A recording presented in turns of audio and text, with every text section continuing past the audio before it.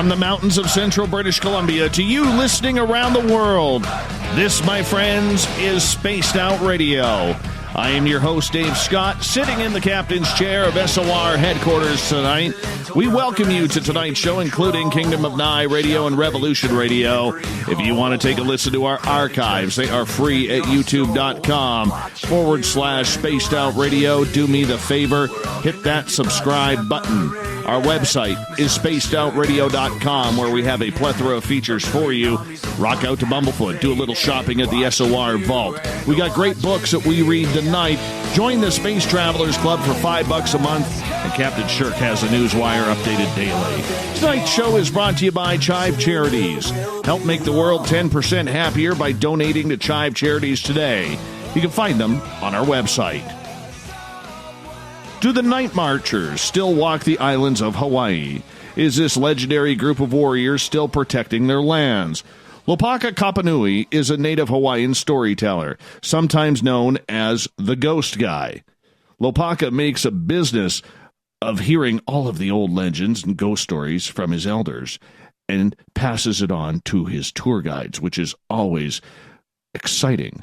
His family legends, history, customs, and protocol were passed down to Lopaka in the traditional Hawaiian way, from mouth to ear, sitting at the foot of his mom and his auntie as they related the lessons to him.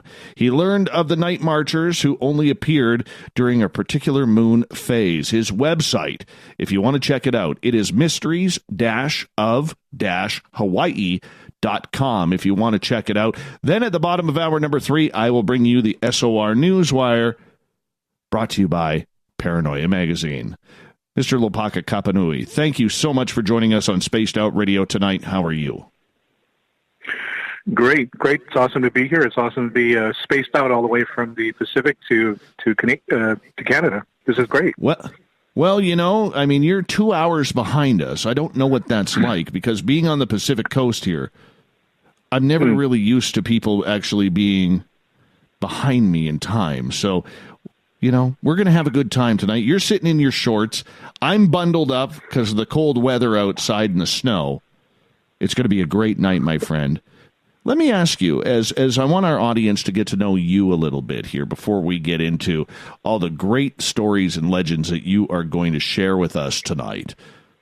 Growing up in the culture that you did, legends and the folklore was always a part of your growing up.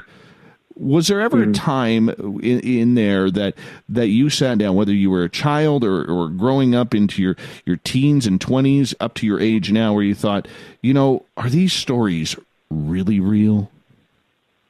You know, the funny thing is, the Western term is called legend and myth. But the way it was passed down to me, and as it was told to me, my mom and aunt said, these are oral traditions. And so that really made the difference for me, because, you know, people always think of a legend as a myth, as a fable, or, you know, something not quite factual. But when my mom put it into terms of oral traditions, it made it a lot more real. And then later on, meeting my late mentor, we'll talk about him later, Glenn Grants, you know, who's a former professor of American history who passed away in 2003. You know, his insistence was on studying documentation, factual history, you know, all of that stuff. And so there have been times, you know, when I thought a certain story that I heard growing up couldn't be real. One short example is there's a temple of human sacrifice on the Big Island where the volcano is. And its Hawaiian name is called Paka'alana. And in one description of a sacrificial victim that was offered on the altar, it said the tongue of the god came down from the heavens and scooped up the body and took it away. Well, guess what that temple on the Big Island is known to have during certain times of the year? Water spouts. Interesting. Very interesting. Temple is close to the ocean. Yeah. So, you know, when I saw that, I thought to myself, okay, well, maybe that's, you know, how they poetically describe the water spout coming to take the body of a sacrificial victim, you know, the tongue of the god from the heavens. That's interesting. When you were growing up and you sat with your elders, you know, when you are brought into that type of community where there is a plethora of history and a plethora of stories that have been passed down generation to generation, what is that like as a child, being able to soak up these stories and be able to pass them on as you do today? Well, the first thing is you don't have a choice. You know, when the time came for me to literally sit at my mom's feet and learn these things, there was really no choice in it. And the second thing you learn after all these things are passed down to you, which I didn't really realize. My mom told me I wouldn't understand this until I was much older. The second thing she said after all the teaching was done is, everything I've taught you is not about you. You know, what does that mean? Well, what it means to me later on is everything I've learned and everything I'm beginning to impart now, because, you know, now I have students, people who want to learn the same way I did.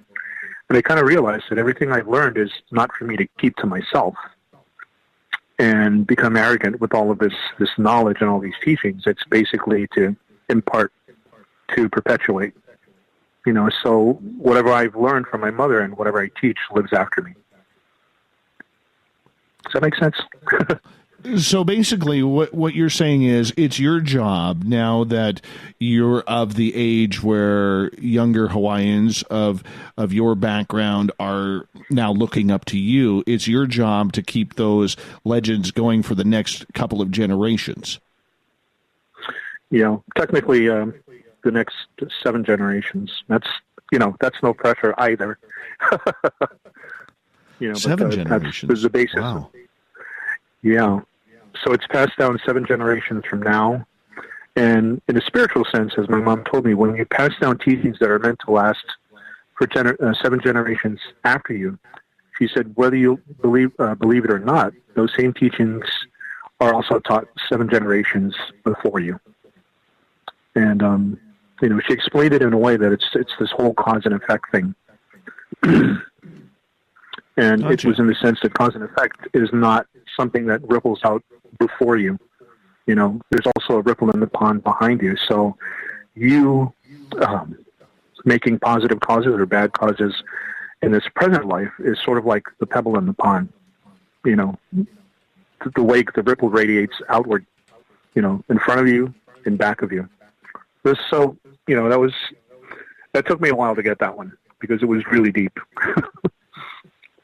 I can see that. I can totally see that. When did you start having your first experiences with the paranormal or some of the people from the past of your culture? I was adopted when I was 3 months old. My biological mother couldn't care for me because of the circumstances that were happening, which is a long story in itself. And so when I was about 6 or 7, I had to have my kidneys cleaned out. And so they had to call my real mom, you know, for the medical records and all this. And so I was in the children's hospital for a couple of months. And all of this began because some 11-year-old kid in our ward snuck in a bottle of Coca-Cola. And, you know, this is in the early 70s, you know, and I always say this as a joke, but that's when Coca-Cola was the real thing. You know, it's not the way it is now. And it was bad for me because we all snuck down the stairway. We all drank the Coca-Cola. And for my condition, it was really bad. So I ended up having to get an operation from what I was told. And afterwards, I found out from my adopted mother that I had actually died on the table during the operation. And so it was after that I began to see and hear things and, you know, understand things a bit differently. Did all the stories that you had heard up to that point all of a sudden become more of a reality to you rather than just stories passed down? It became an absolute reality. The place where the old children's hospital was built was the site of of a battle that took place in about 1795. Built right on top of a major part of this battle. And so while I was in there after my surgery, I would see Hawaiian warriors and Hawaiian people who were not dressed the way people were dressed back then, and it was scary. It made no sense. But finally, when my biological mother, my Hawaiian mother, was allowed to be in my life a lot more, and I explained things to her, she said, "Oh yes, that's because you're Hawaiian."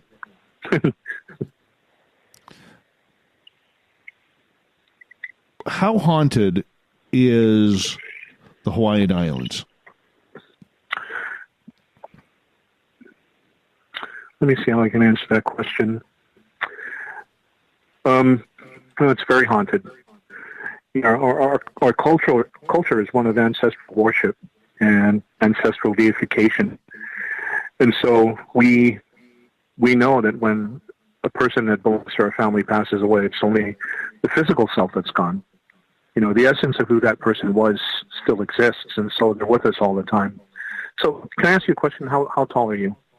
I'm 5'8 3/4. God wouldn't give me 5'9". So, at that height, if you're an important person in our community and you have status, when you pass away, there's no burial in a cemetery, and we go see you once a year. In ancient times, we'd keep you close. So we'd either bury you in the front of the house, under the house. Your body was always kept near. And if you had status, we would put your body in an underground oven and steam the flesh off your bones, and we would keep your bones in the house in a container, probably hanging from the rafters. But if you were somebody who was very important, and let's say that our guardian of our family, which is the shark, is the shark, we would give your bones the ceremony of Unihipili, which means transfiguration.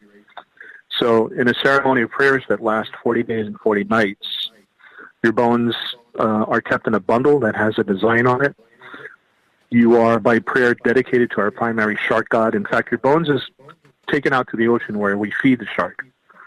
And by our tradition, it's kept under one of the fins of the shark. And after about 40 days or 40 nights, this new shark appears where we live.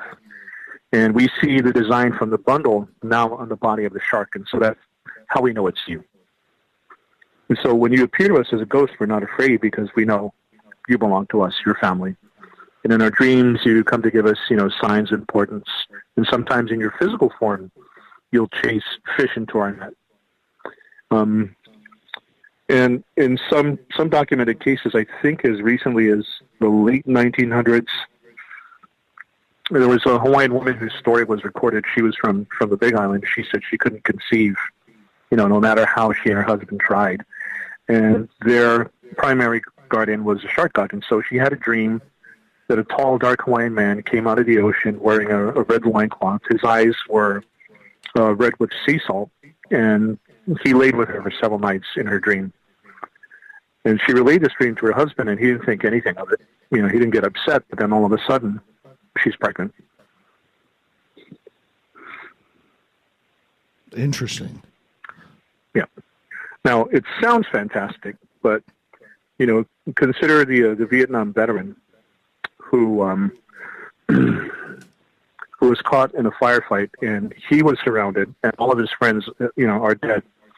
And he's pretty sure that he's going to die very soon. And according to his account, this massive black shadow comes out of nowhere and covers him, and that's the last thing he remembers. But when he wakes up, he's back at base with no recollection as to how he got there. And no one remembers, according to his story, how he got to, base as well.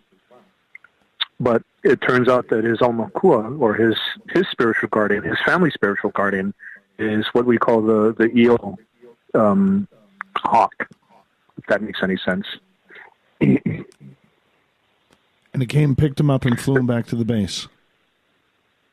Yeah, and this particular Vietnam veteran, he's not the type of guy who believes in these kinds of things. No sense of humor, very straightforward, very stoic. And, this half-a-minute thing that I just told you took him maybe an hour to get through. That's incredible.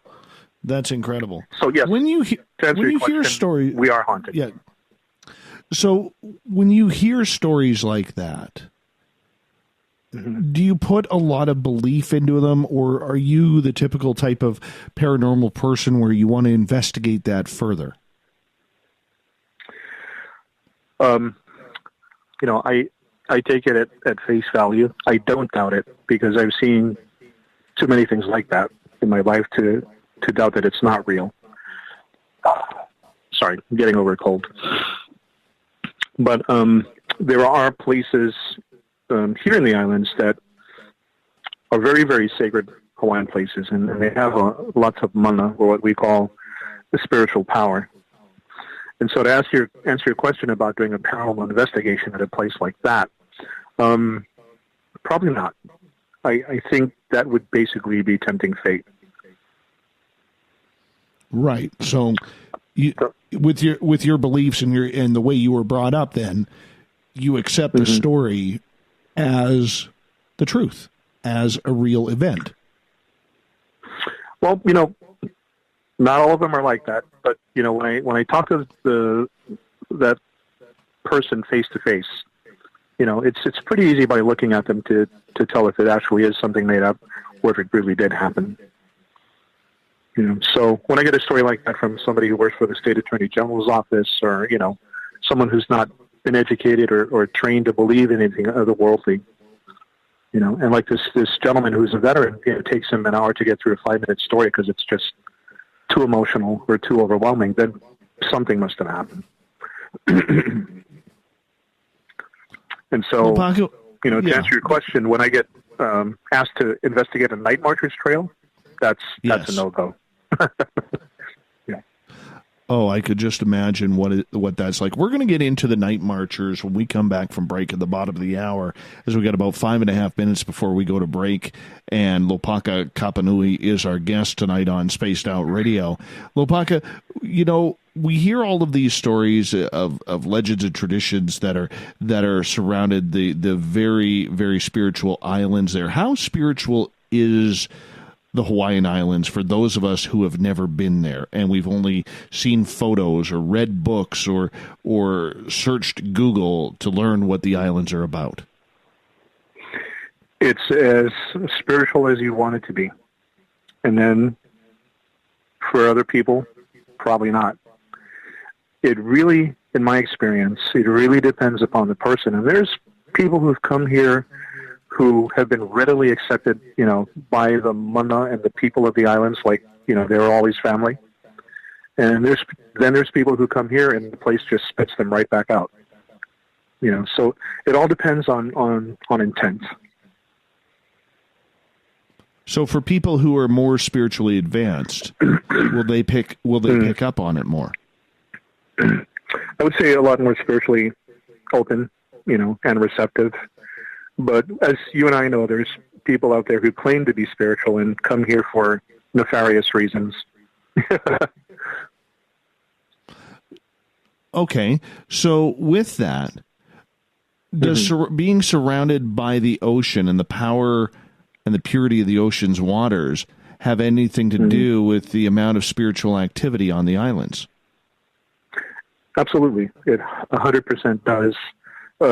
Coupled with the fact that this is, an archipelago made of, volcanic rock. And so you've got the electromagnetic energy and the volcanoes erupting all the time. So you've got new energy spewing out all the time.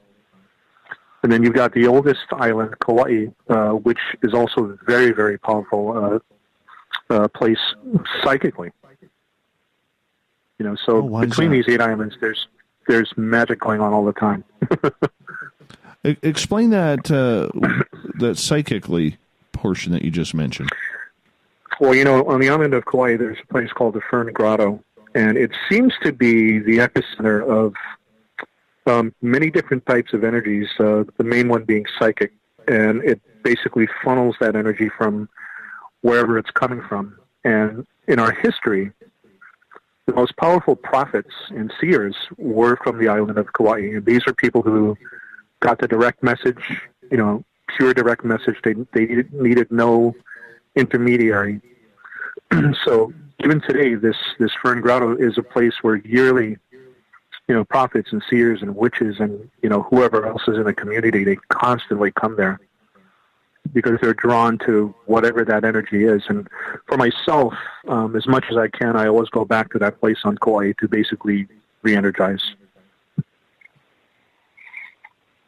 With that and the volcano and the volcanic actions that are happening there, combined with the ocean, combined with the heritage and the spirituality, I mean, you must be an absolute zone for everything from cryptid creatures to UFOs and aliens to whatever could be there. I mean, it sounds like a paranormal hotbed. Oh, it absolutely is. And, as we were sharing before, UFOs are seen here all the time. And since the last eruption a couple of years ago on the Big Island, people are beginning to see cryptids. And an 11-foot creature, they say, looks like, what's that urban legend? The Slim Man without the suit. Slender Man there. Slender Man. There you go. I'm thinking about the Flim Flam Man. And how come all of a sudden this Slender Man type creature is appearing there? And it's going to sound crazy, even though we're on Spaced Out Radio, but I think it's aliens. Because since the volcano erupted a couple of years ago, it's been an increase of UFO sightings on the Big Island as well. Does the energy feel alien-like? I'll say this. When I was filming an episode of Haunted Towns back in March, we were in the middle of a community called Leilani Estates that was devastated, by the lava flow. And we're standing in the middle of the road, and on either side of us is what's left of the old neighborhood. And the cameras and the boom microphones, they're all like 15, 20 feet away, and we're mic'd up. So when they yell, rolling camera, action, and we start to talk, between the three of us as we're talking, our voices start to vibrate. And I don't know how to explain it. It's just this weird vibrating sound. And then as we continue to talk, our voices start to echo off of each other. And I can't explain it either. Scott Porter was standing in front of me, and I heard and felt my voice echo right off of him. Oh, that's incredible. That's incredible. Yeah. Lopaka, I'm going to get you to hold on. We are going to go to break here at the bottom of the hour. Hawaiian legends, stories from the past. The Ghost Man, Lopaka Kapanui, is going to get with us here talking about the Night Marchers coming up on Spaced Out Radio.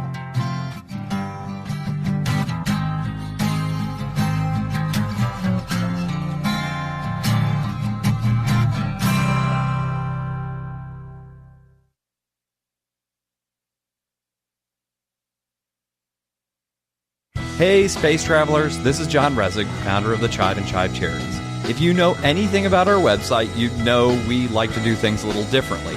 We're not some faceless organization collecting money for a nebulous cause. Our donor dollars go directly toward life-improving items. Then we give those items directly to an underdog who needs it most. To become a donor with Spaced Out Radio's official charity, Chive Charities, just go to chivecharities.org/donate. From the heartlands of Canada to beards around the world, we know how to take care of you. Fill your follicles with the Mighty Moose Beard Oil. All our oils and balms are handmade and 100% natural ingredients because we care about your beard. And hey, use the promo code SOR2019 and get your Mighty Moose Beard Oil today. You can check us out on our website, mightymoosebeard.com.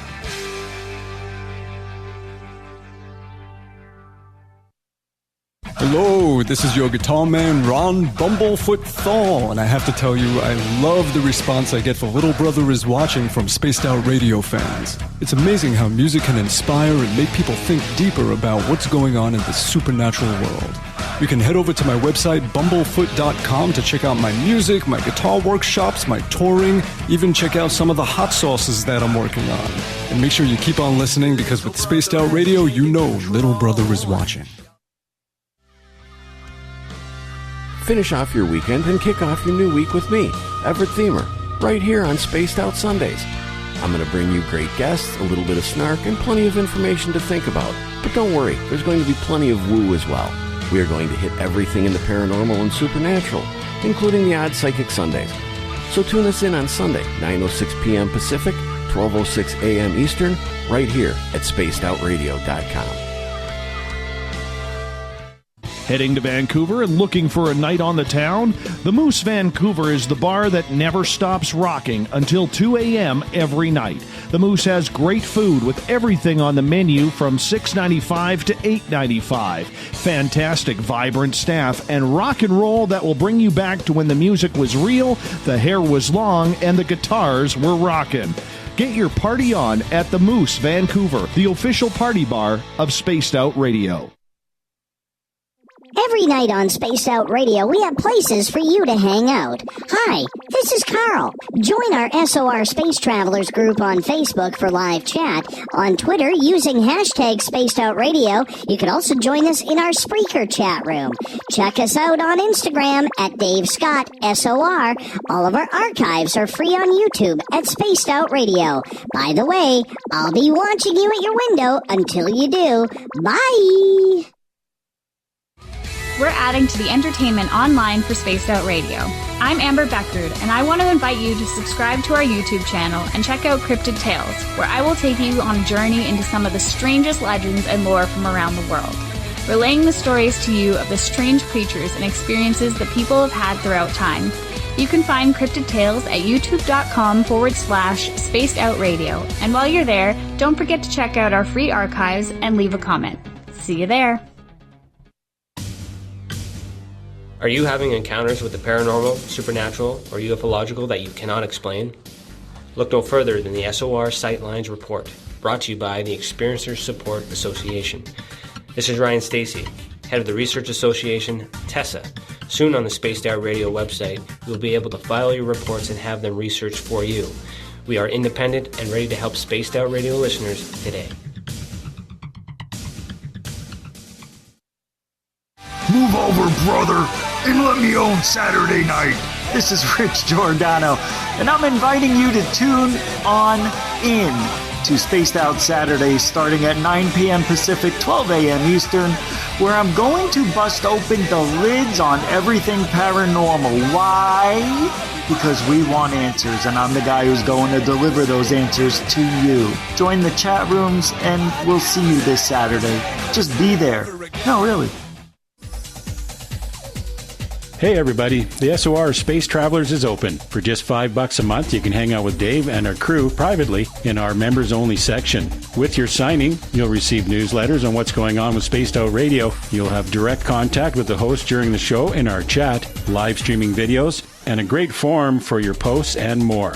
Become a space traveler now at spacedoutradio.com.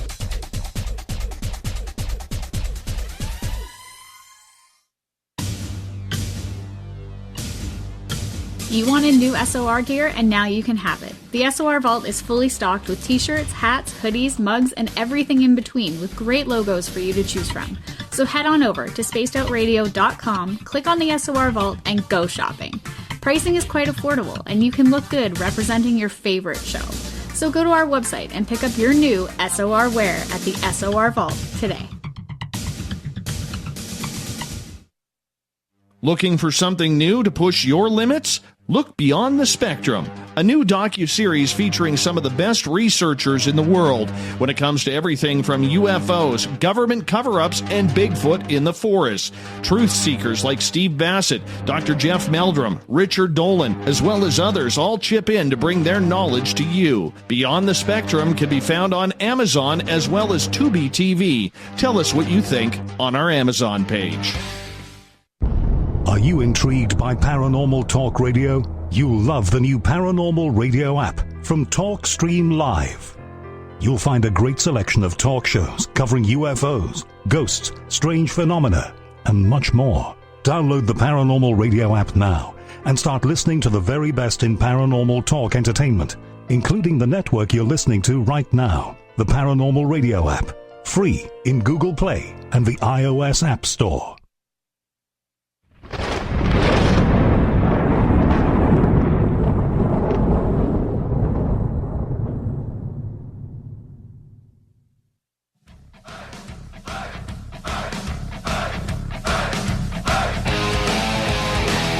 Welcome back to the second half hour of Spaced Out Radio tonight. I am your host, Dave Scott, sitting in the captain's chair of SOR headquarters. Great to have you with us. Want to remind all of you that if you've missed portions of this show or others, you can always check out our free archives at youtube.com/Spaced Out Radio. Do me the favor, hit that subscribe button. Our website is spacedoutradio.com, where we have a plethora of features for you. Rock out to Bumblefoot, do a little shopping at the SOR Vault, grab a book from We Read the Night. Join the Space Travelers for $5 a month, and of course, Captain Shirk has our news updated daily. We got a great show going tonight, as our guest is from the island of Hawaii, Lopaka Kapanui. His website, and you're going to want to check this out if you're ever down in Hawaii, mysteries-of-hawaii.com. You could go on a ghost tour with Lopaka, tell you of plethora of stories. I mean, this is just a lot of fun tonight. Lopaka, thank you so much for joining us on Spaced Out Radio.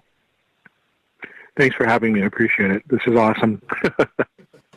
I want to learn about the Night Marchers, because this is one of those I feel the word stories is going to be offensive, but you know, one of those happenings that continues to this day. Let's go way back in history and learn what the Night Marchers are.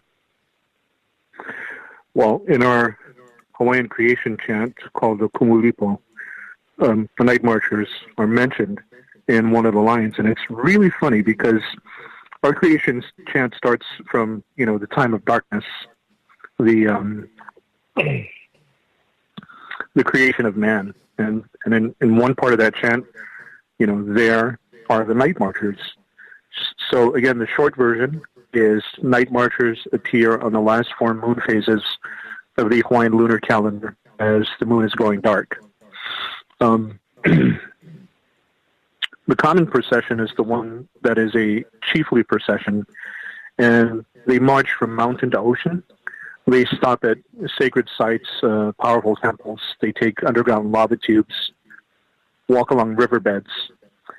And so the tradition is, when the Night Marchers are approaching and you haven't seen the procession of torchlights, you haven't heard the drums or the conch shells, and it's too late, and they're already coming, you are supposed to strip naked, lie face down, hands clasped behind the back of your head, and you absolutely cannot look. If you look, you'll be killed.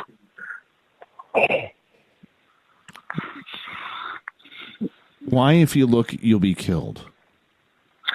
So, in life, the Night Marchers were warriors whose job it was to protect a chief, a high-ranking chiefly person that was so sacred that no one could look at them. And in their presence, no one could be clothed. And so if they were out walking around during the day and the sun casts their shadow on your body, you'd be killed. So these high-ranking people felt it was a lot easier for them to travel at night to spare the common people. And so that's what the Night Marchers did in life, and now they're doing it in the afterlife. Very interesting.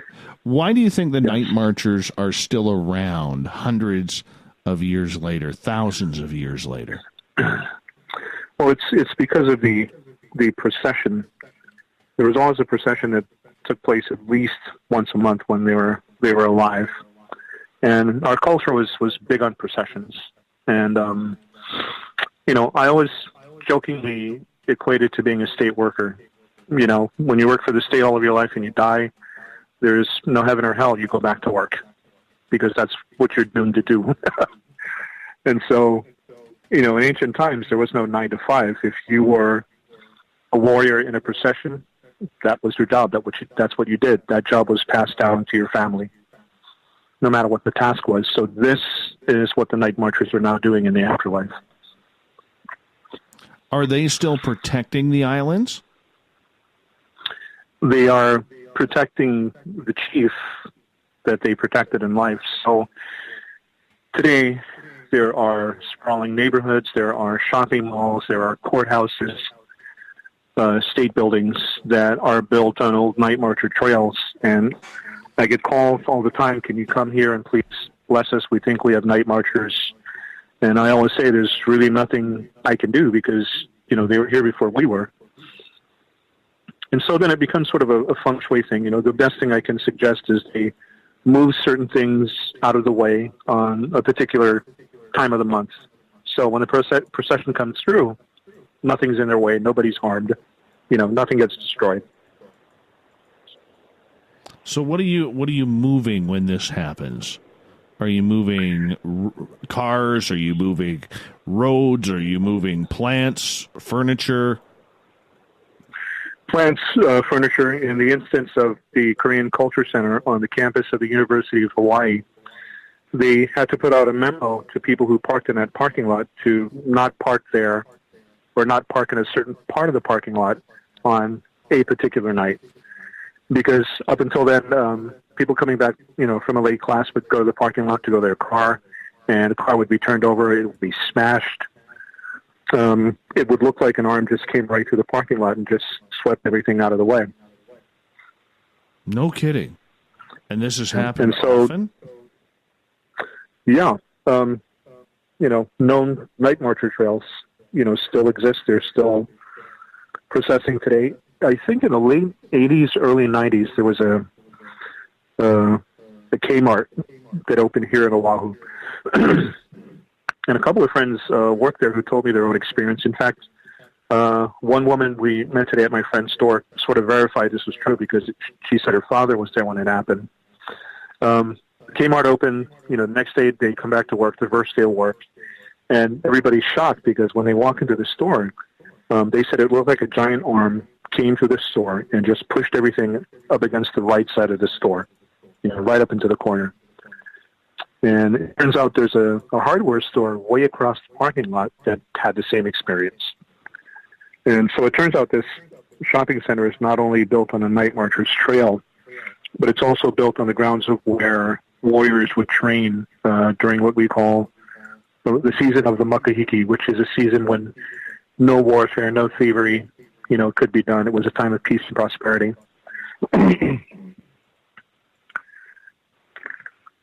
In fact, if you give me your email address, I could send you a video of something unusual that happened in one of those businesses in that shopping mall or that shopping center. Yeah, I was actually going to ask you if there has been any sort of video surveillance caught of this happening. Yeah, this is actually one of them. That's incredible. That's absolutely incredible. So, yep. I'm curious, going back to what you said a couple minutes ago regarding that you could not look at the chief's or king's face. Why was that? Why was it so sacred?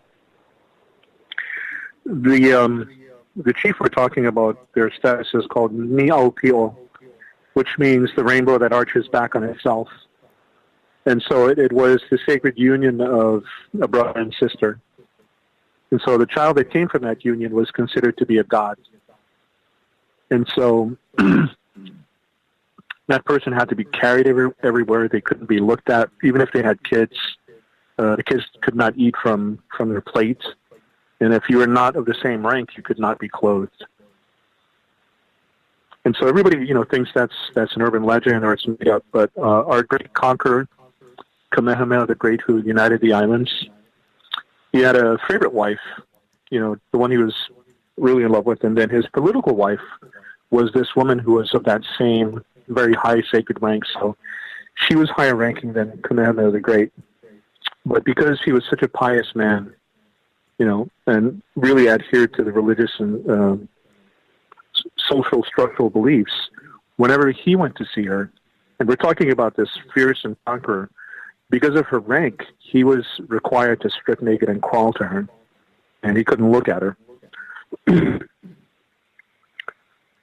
And so that's essentially what the night marchers are doing in the afterlife. What is the purpose of making sure that people are nude? It's according to the rank, of that sacred person. You cannot be clothed. And I think it's a way of, what's the word? showing, deference, or you're acknowledging their status when you do that. Even today, when we have protocol ceremonies, my cousin, who is a kahuna, the first kahuna in 200 years of traditional Hawaiian tapping tattoo, when we have protocol ceremonies, and I, even though I'm older than he is, have to serve him his drink of ava or give him a gift because of his status, I crawl to him. And that's showing reverence to his status and respect for him. Okay. That is so interesting. But he's not of that rank where, we all have to be naked. Thank God. Because nobody wants to see that. Oh, I know I would not. No offense. But I find that so intriguing because, for so many of us, even myself here, like listening to what you're saying, we'll never have that full understanding or comprehension as to why that's the way it is, and that's what you go by. That's the tradition. When you look at it and you look at some of these traditions that you have grown up with, and the ceremonies that take part, do you being a 2019 world out there now as we go into 2020 in just a couple of weeks, do you ever kind of look at it and say, man, this is some pretty weird stuff we're dealing with here? It is, man. It is some really weird stuff, and the weird stuff happens at the most inopportune time. I don't know if this has happened to you, but even though what I do is called storytelling, it's really channeling, if that makes any sense. Yes. And so, a lot of times it does get weird. I have, I call them ghost storytelling concerts, because it's a very large audience, and a lot of times I'll start to tell the stories, and in the audience are people's deceased relatives who decide right then and there they want to hijack the show and get a message through to their loved ones who are sitting in the audience. So that's not just weird; it's difficult because I got a show I got to get on with. I got to get through it. And so as hard as I try to shut them out because I got to do this thing, sometimes it's so strong I can only relay the message to one or two people. Otherwise it's just going to go a whole different direction and go hijack everything. And it is weird existing in this day and age with all this ancient knowledge passed down and functioning as a regular everyday human being. Going to the bank, going to the supermarket, and having deceased people, walk up to you and say, "Hey, I know you can see me, so, my son's name is Todd. Could you tell him?" I'm like, dude, I'm trying to shop for dinner for my kids. No kidding. Yeah, no so kidding. In the Hawaiian Islands, weird is everywhere, but it's not a bad weird. Why do you think for us, it's just go ahead. Yeah. Go ahead. Why do you think it's so accepted still over there, whereas on the mainland here, there always seems to be people who are trying to break those traditions, break those stories. They're more considered fables than they are of actual truth as they once were considered. Why do you think that tradition and that respect still continues in the Hawaiian Islands? It's who we are. It's a part of our everyday life. It's part of our, spiritual fabric. Now, you consider that we have an ancient culture that's been here practically from time without beginning. I mean, there were people here before Hawaiians came, this mass migration from the South Pacific. And then, eventually we have people who immigrate here to work on the plantation, the sugar plantation, right? And so these are people from all around the world, but mainly Asian and Pacific people. So the Japanese, the Filipino, the Chinese, the Portuguese, the Puerto Ricans, they all come here, work on the plantation. But after a while, we find out they have not only brought their own customs and beliefs and religions, but they've also brought all of their ghosts. and their spirits.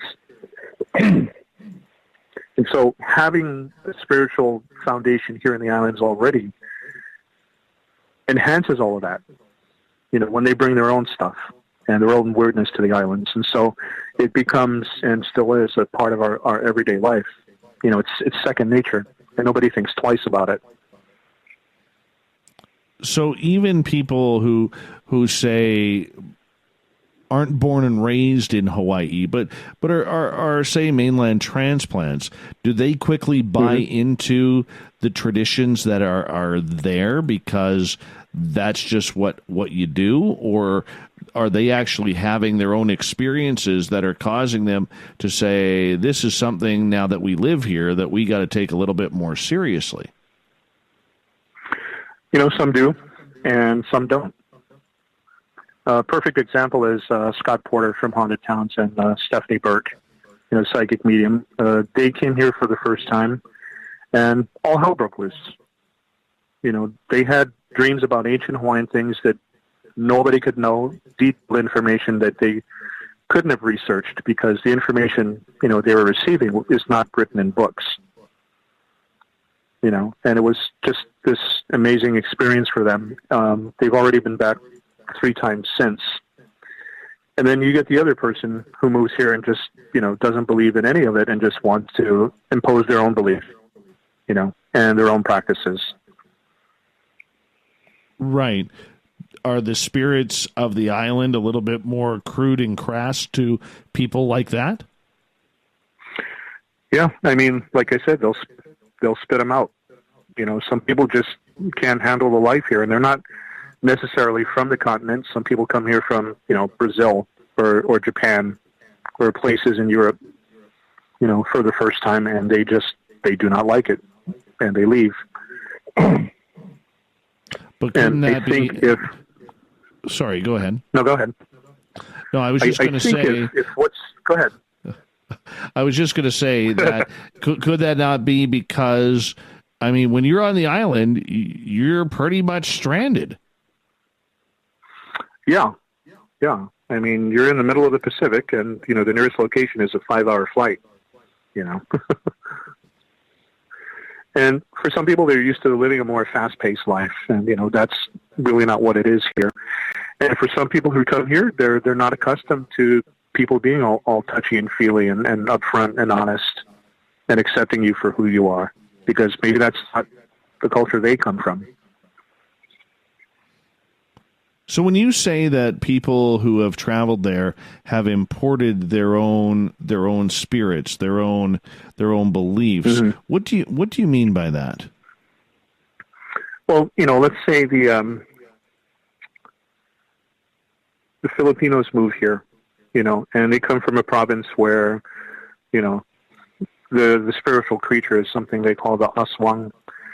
It's like a Filipino vampire, and it feeds on the embryonic juices of pregnant women. It's a legend in certain provinces in the Philippines, but they bring it here, and it sort of becomes part of our culture, our local culture. The same thing with the Japanese. They have something in Western Japan called no terabo, and the no terabo is a shapeshifter that appears with no face. It's always somebody who's in distress, and when you go to help them, they turn around and they have no face. So guess what? In 1959, we have an old outdoor drive-in theater, and there's this newspaper article written by a guy named Bob Krause, and people are beginning to see the ghost of a Japanese woman in the bathroom with no face. Oh, my goodness. Yeah. Nothing scary about that at all. Oh, not at all. But all those different creatures and spirits and what have you that come from these different cultures are now ingrained here as part of our local culture and our local beliefs, as well as the host culture. So why accept them? Why not get rid of them? Well, why not? When these indentured workers came here, they were pretty much in the same condition, same spot as, the native Hawaiians. You know, you can imagine having a kingdom that's your own for many years, and all of a sudden having foreigners coming here and treating you like a fourth-class citizen in your own home. And so these immigrants coming from all over the world to work in the sugarcane fields are basically treated the same way. You know, so even though we're not of the same culture and we don't quite understand each other yet, we're in the same boat, if that makes sense. Makes total sense. You know, it's also acceptance of your fellow human. Right, absolutely. Absolutely. Now, when you get a blend like that, what are the older, and maybe you can't answer this, I don't know, as we got about 90 seconds before we got to go to break at the top of the hour. Right. But when you get those newer traditions, those newer spirits, those newer stories coming in with the legends of what has gone through your culture in the past, how does that change the stories? What do the spirits tell your culture about these new spirits and these new stories coming into your land? Well, as of late, in the past 20 years, the newer cultures that have been coming have begun to readily accept our gods as their own, which is really great, but it's also become a problem. How so? We have remnants of ancient Hawaiian temples of human sacrifice in other kinds of places. So, you know, the Vietnamese and Laotian people, great people, but they come to these places and they leave fruits and incense, and they build, concrete altars on top of the already existing sacred site. You know, so that not only affects the historical and physical integrity of the structure, but also the spiritual integrity. You know, so we spend the last 15 years trying to make them understand, we appreciate it, but you can't do it. And that's just the way it goes sometimes. Yeah. Yeah. And, fake psychics who want to cleanse their crystals at temples of human sacrifice, that's been going on too. Oh, we got to get into that. Lopaka, I'm going to get you to hold on right there because we got to go to break here at the top of the hour. Fake psychics. Oh, is there such a thing? I had no idea that there were. And I'm being sarcastic there, my friend. That's my Canadian sarcasm coming on out. I want to learn more about that. I hope you do too. Coming up with Lopaka Kapanui all the way from the beautiful Hawaii as we learn more about the ghosts that still walk the islands. On Spaced Out Radio, Hour 2 is next.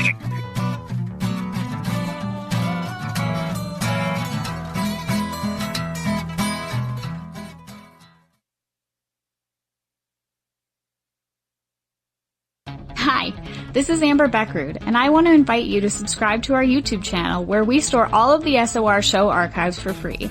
And as an added bonus, every 2 weeks I'm posting brand new content on Cryptid Tales, where I will get into some of the spookier legends and folklore from around the world and tell the stories that go with them. Find us at youtube.com/Spaced Out Radio and check out Cryptid Tales today. Drop a comment and let me know what you want to hear. See you there. We all know on Spaced Out Radio we love a good beard and mustache, so why not take care of your facial hair with Mighty Moose Beard Oil? Made in Canada, we're taking care of beards and stashes around the world. We use 100% natural ingredients with our oils and balms to make your whiskers feel silky smooth. Use promo code SOR2019 at MightyMooseBeard.com today.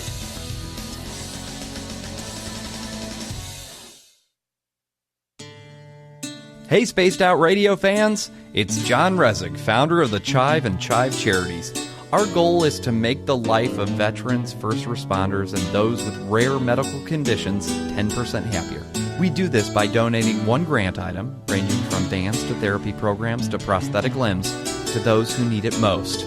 To contribute to Spaced Out Radio's official charity, head over to chivecharities.org and become a donor today. Come hang out with Spaced Out Radio, where we own the night. This is Carl. You can follow Dave on Twitter at Spaced Out Radio, and during the show, use the hashtag Spaced Out Radio to chat with us live. On Instagram, at Dave Scott SOR. On Facebook, give our page a like, Spaced Out Radio Show. SOR archives are free on YouTube at Spaced Out Radio. Come join us, or I will come join you. See you at your window. Hey, this is Canadian Paranormal Investigator Mike Moore. The third Wednesday of every month, I'll be teaming up with Dave Scott to bring you Ghosts of the Great White North. Each month, we will bring on guests from across Canada to discuss their ghostly encounters. Canada is a paranormal hotbed with stories you've never heard, so we're going to bring them to you. So get comfy on your Chesterfield, grab a donut, and join us, eh?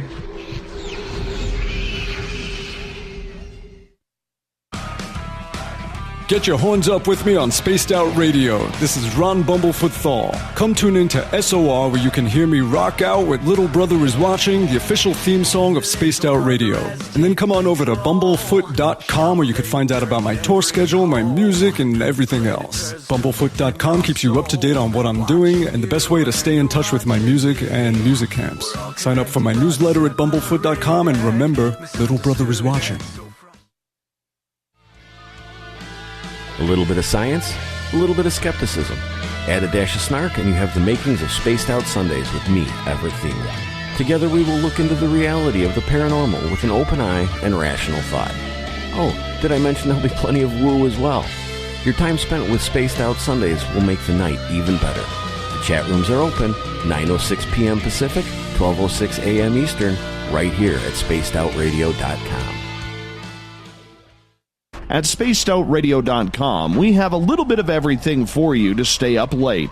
So while you're there, check out our SOR Newswire, where our team brings you stories of the weird and strange to the WTF from around the globe. News on Bigfoot, UFOs, paranormal, Darwinian-type crime tales. It's the stories that the mainstream media usually won't touch. Well, we got them all on the SOR Newswire, only at spacedoutradio.com.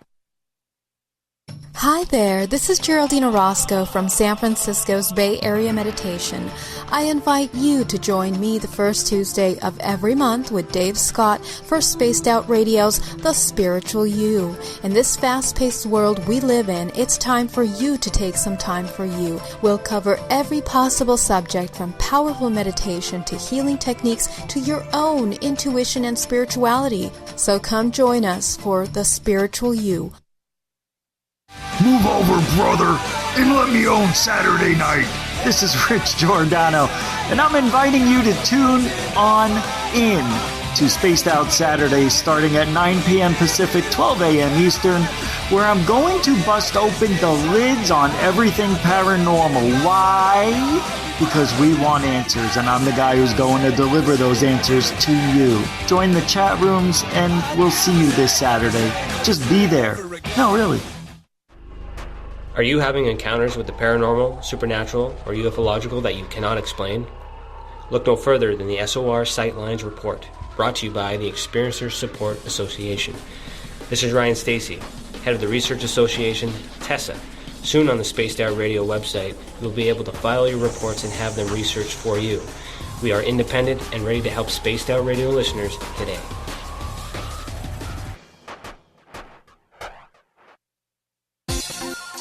For the price of 1 cup of coffee a month, you can become an SOR Space Traveler. The Space Travelers Club is a place where you can interact with other listeners, either live during the show or on our great forum. We want your stories, pictures, comments, and ideas. You'll get live video streams, exclusive content, and be a part of our newsletter. Stay in touch with everything SOR. The Space Travelers Club is just $5 a month at spacedoutradio.com.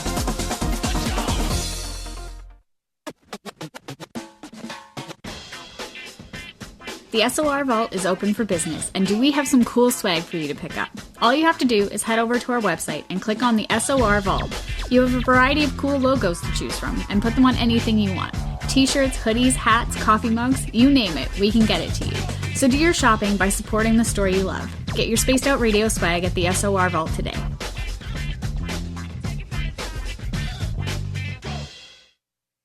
Visit purpleplates.com today. For over 40 years, the Purple Energy Plates have been delivering amazing results for their many customers. Inspired by the great genius Nikola Tesla, the harmony, healing, and energetic effects of the plates have proven over and over to be beneficial and often miraculous to thousands of customers. Check their site for daily specials and choose from their many energy products. You won't be sorry. Visit them today at purpleplates.com. The Call of the Wild is in Vancouver. The Moose Vancouver is one of the hottest bars and restaurants in the city. Open until 2 a.m. nightly, the Moose will rock you like a hurricane all night long. Great food with everything on the menu at $6.95 near the corner of Nelson and Granville. Get your horns up and come rock with us. The Moose Vancouver, the official rocking bar of Spaced Out Radio.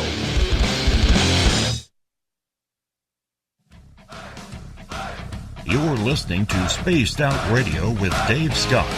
Follow Dave on Twitter at Spaced Out Radio and on Facebook, Spaced Out Radio Show. Hour number 2 of Spaced Out Radio is underway tonight. I am your host, Dave Scott. Appreciate each and every one of you listening on in, especially if you're following in on one of our terrestrial affiliates, WQEE 99.1 FM in Noonan, Georgia. In Ridgecrest, California, KZFX 93.7 FM. Down in Reedsport, Oregon, KDUN AM 1030. We're on in Dangerfield, Texas, KDNF AM 1560. And in New Orleans, UPRN 107.7 FM. On the digital side, hi to everyone listening in on Kingdom of Nye Radio and Revolution Radio. Remember, all of our archives are free. All you got to do is go to youtube.com/Spaced Out Radio to listen in. Only thing I ask, hit that subscribe button. The Desert Clam has set the password for tonight in the SOR Spaced Out Space Travelers Club. It is Cocoraphilophobia. Cocoraphilophobia is your password. Use it wisely, space travelers, as the Clam sets the password each and every night right here on Spaced Out Radio. Our website is spacedoutradio.com, where we have a plethora of features for you. Rock out to Bumblefoot, do a little shopping at the SOR Vault. Grab a great book from We Read the Night. You can also join the Space Travelers Club for $5 a month, and Captain Shirk has you all up to date on the SOR Newswire. We're traveling down to Hawaii tonight to learn about the legends and lore of these hallowed islands. Lopaka Kapanui is our guest tonight. His website is, and this is a good one here too, is mysteries-of-hawaii.com. If you want to check it on out, or if you're heading down there, you want to book a tour with him, which I would highly recommend. I would take that tour, definitely. Lopaka, welcome back. Great to be back. I got to ask you, right before the break, you made a comment about how a lot of fake psychics come down there to bless their crystals, and they have no idea what they're doing. Give us an example of this. So earlier this year, there was a woman who claims to be a psychic who has several of her psychic store locations, in California, and she went to a temple of human sacrifice and posted a picture about recharging her crystals. And so she created a lot of controversy and a lot of anger. And so she was actually forced to take the post down. And I think when they had that earthquake earlier this year in California, Southern California, her shop was affected. So I don't know if that's a coincidence or the result of, disrespecting a place that's very sacred to us. So basically what she was doing is she was bringing her crystals down to Hawaii and doing this false ceremony. And in your opinion, the spirits really didn't like that, nor did the people of your culture appreciate her taking advantage of that by using some phony excuses. Yeah, exactly. And, I'm sure it's the same everywhere else, but I think in Hawaii, we're more so, we always have some spiritual leader that manifests and, claims to be the one with all the messages and, you come see me and I'll tell you your future and all that other stuff. But, they don't last that long. Interesting. Okay. In hour 2 here, we like to start including some questions from our audience in our chat rooms. Do you mind if I ask you? Oh, yeah, absolutely. All right. Christopher in the Space Travelers Club is asking, Lopaka, are you familiar with the ruins of the old temple near Kona on the Big Island? He says that he has traveled to that place in astral many times and says it's absolutely beautiful. What's going on there? Well, my question is, which one? Because there are so many in Kona. Is he talking about the war temple of Kamehameha? Is he talking about, the refuge, or, the personal temple of Kamehameha the Great? Which one is it? If you could, email me like a more detailed description, I could help him out. That would be perfect. I know Christoph will definitely do that for sure. In regards to a lot of the current sightings of creatures on the island, one of the stories that I have heard is that near one of the volcanoes, there's an area where there is supposed to be these little raptor-type dinosaurs that are still roaming around there. Have you heard about these? No. I think you're talking about the mo'o.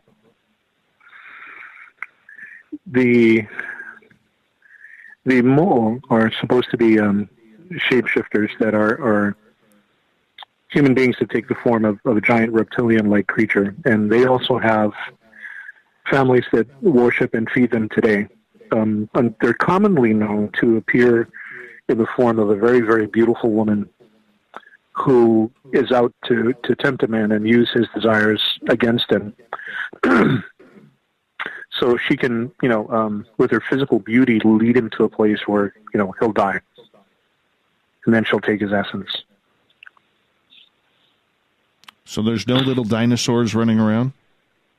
Raptor-like creatures? Not that we know of. Well, that's good to know. Not that we know of. Yeah, I know we have wallabies. Well, the last thing we want is for people to get attacked by little raging, angry little dinosaurs, that's for sure. Oh, yeah. I'm sure you would have heard about them by now, though. Why are the volcanoes there so spiritual? Why is there such a great respect for them? It is, I can't say it is believed, it's actually true. They say there's a female goddess who is the one who stokes the fires. Her name is Pele. And Pele is the goddess of the volcano, and she has, living descendants today who still consider her an aumakua, or a guardian, as my family does. And so her short story is she came from a place called Kahiki, which in Hawaiian means, a far-off place. And she had to escape her homeland because her sister, the goddess of the ocean, was furious when she found out that Pele had not only burned down her side of the island, but had actually been sort of like fooling around with the older sister's husband. So Pele had to grab her family and take off. And so when she got to the archipelago, and she's coming down the island chain, she had to find a place that was suitable enough to build a volcano for her family. But every time she tried to do that, her sister, the goddess of the ocean, would come and just drown out the flames. Until she got to the big island, where she was successful, and where she's been ever since. So with that, if I'm trying to word this properly, if the spirits of the volcanoes are upset with the way things are going on the island, will they direct their lava towards the people or the communities that they feel are not paying enough respect? That sort of just happened 2 years ago with the eruption of our volcano. It took an entire neighborhood and a lot more. So What it is when the volcano is about to erupt, people usually say they're driving down the side of the road and they see an old Hawaiian woman in, wearing a old white mu'u and a dead flower lay on her head, and they stop and they offer her a ride. And they ask her where she's going, and she's always going to some far-off place that's too far to take her. And so they give her the ride anyway. And as these things go in urban legends, when they look in the back, in the mirror, she's gone. But the thing about that, every local person knows, is that no matter what the circumstance is, when you see the old Hawaiian woman on the side of the road, you absolutely have to offer her the ride. And the reason that is within that minute or so of negotiating if you're going to take her or not, she might be saving you from driving further down the road, having a tree fall across your car, a head-on accident. So there's that. But other times when the volcano is about to erupt, people have said an old Hawaiian woman has come to their house and has asked for food or water. And when they bring it to her, she says, that's fine. I'm okay. But she'll say something like, you should put in the four corners of your yard a wooden stick with red cloth on it.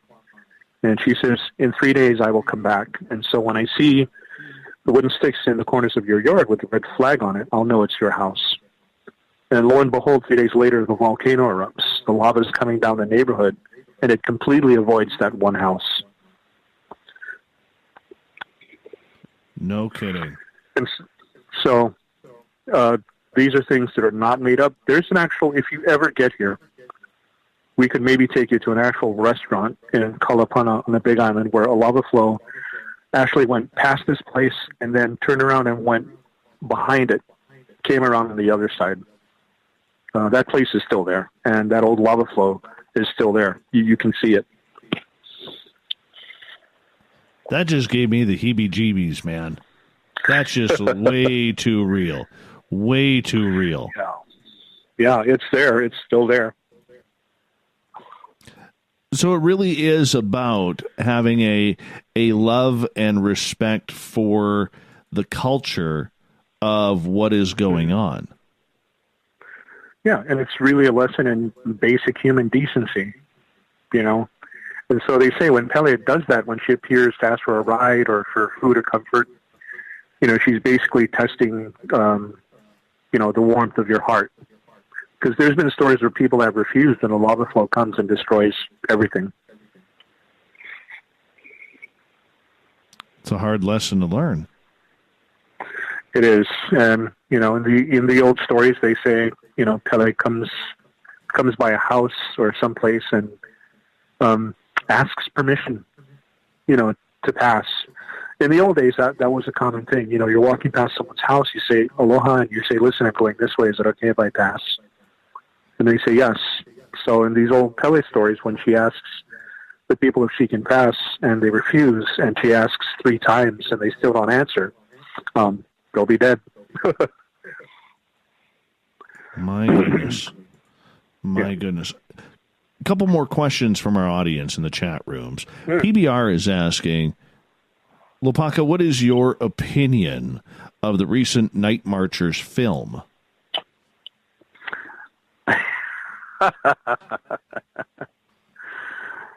What is my opinion of the recent Night Marchers film? I have no opinion. Do you find it disappointing? But there are many. I'll just say that there are many films that are better than the one that came out. You sound a little disgruntled by that.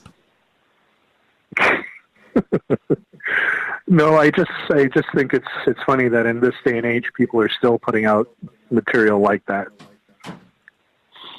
Do you find it insulting to your culture? I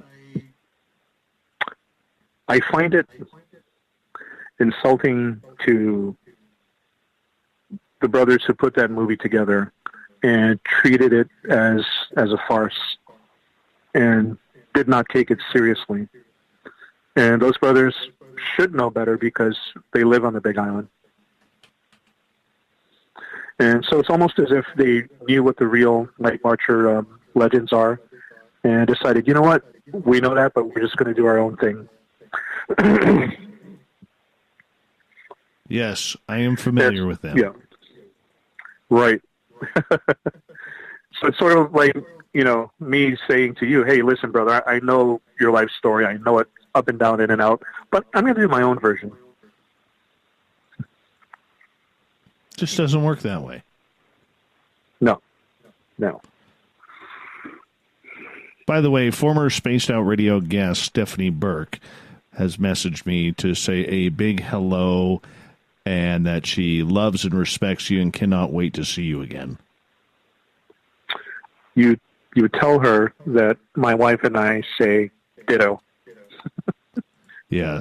We're gonna try and bring Stephanie back on. She hasn't been on the show in a while. It's time we get her back on because she's a big TV star now. So, we definitely She is. Yeah, she's good. I actually got to meet her a few years ago. I had the I went to a paranormal conference on the East Coast. Worst paranormal conference I've ever been to, but that's a story for a different day. But I got to meet Stephanie there, and what a lovely person. Honestly, just a lovely person. A lot of times, with a lot of these television people, there comes some ego that goes along with that, and she just does not have that. Real class individual. Yeah. She's a beacon of light. Oh, for sure. For sure. Yeah. Lopaka, we got about 6 minutes here before we got to go to break at the bottom of the hour. The show is just flying on by. I'll get to another question here. This one from Mike. He's got a great beard, by the way. He says, hey, I got a beard too. Mike says, I've heard a theory that some of the ancient gods in Hawaii were alien visitors. Mr. Kapanui, do you have an opinion on this? I will say that's not too far-fetched. You never know.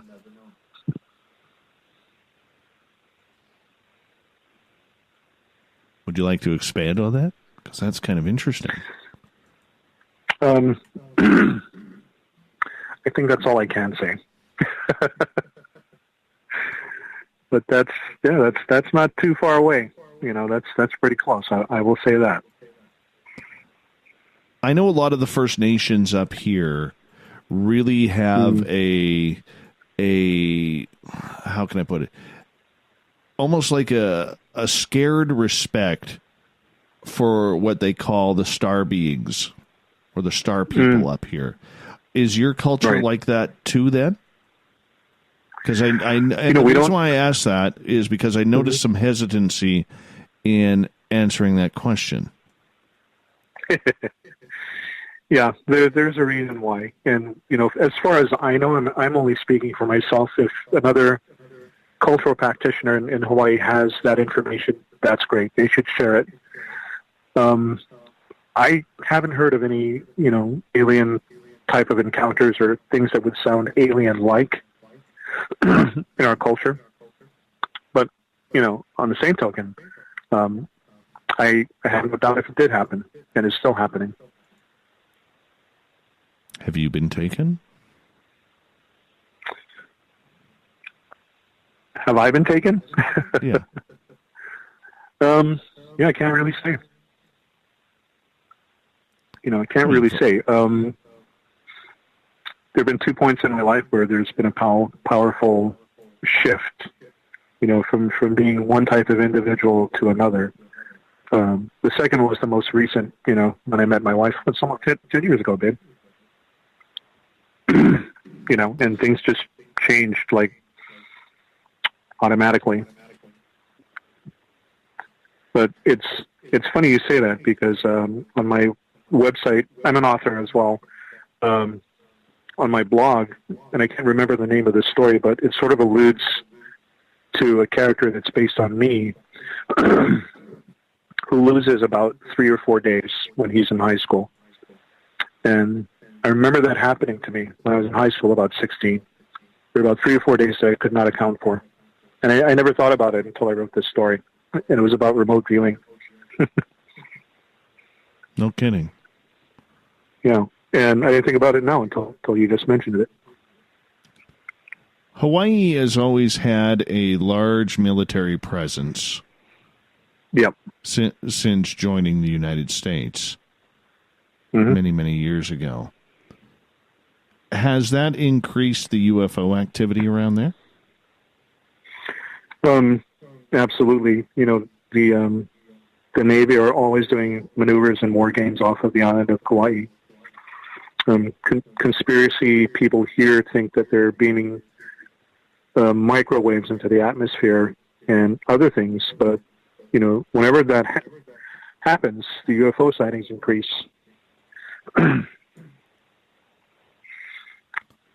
Do a lot of people claim that they have been taken or had encounters with extraterrestrials because of this? I've heard rumblings about it. No one has actually ever come forward and said, you know, I've been abducted.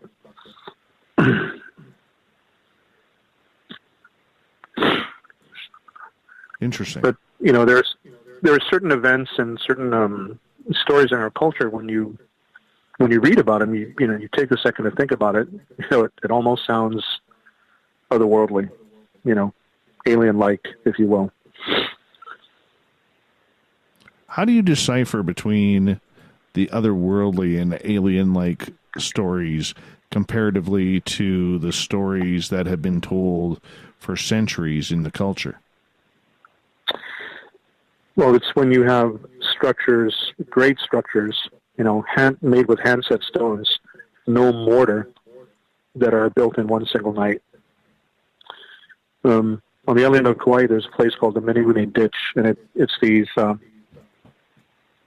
kind of stone in it? It's these stones that are kind of like the Incas and the Mayans. They're so precisely cut that you can't fit anything in between them, but with no, you know, modern tools. Wow. So even the place I described to you on Kauai, that's, you know, the funnel of all this energy, you know, for all we know, that could be alien-like as well. And I think the ancient Hawaiians somehow got a hold of that, or those kinds of energies, and built structures that could actually harness the energy so they could use it. There's an old Hawaiian temple in the North Shore here in Oahu, and Rudy Mitchell, who is a cultural practitioner, wrote in his book that even though that temple eventually became one for human sacrifice, its original use was to harness the energy that the kahuna discovered there, and they used that energy for mental telepathy. On that note, I'm going to get you to hold on, Lopaka, because we're going to go to break at the bottom of the hour. Lopaka Kapanui is our guest tonight. His website, mysteries-of-hawaii.com. More ghost stories from the islands of Hawaii after this on Spaced Out Radio.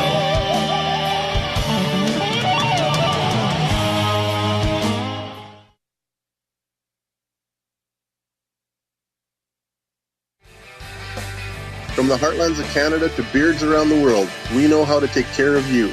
Fill your follicles with the Mighty Moose Beard Oil. All our oils and balms are handmade and 100% natural ingredients because we care about your beard. And hey, use the promo code SOR2019 and get your Mighty Moose Beard Oil today. You can check us out on our website, mightymoosebeard.com.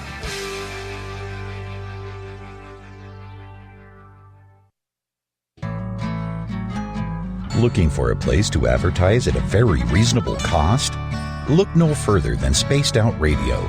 SpacedOutRadio.com has an advertising tab that you can click to check out our daily, weekly, and monthly packages to play on the radio, or our website including social media. From commercial spots to banners, we have it all. Check out our competitive pricing today. Hello, this is your guitar man, Ron Bumblefoot Thal, and I have to tell you, I love the response I get for Little Brother is Watching from Spaced Out Radio fans. It's amazing how music can inspire and make people think deeper about what's going on in the supernatural world.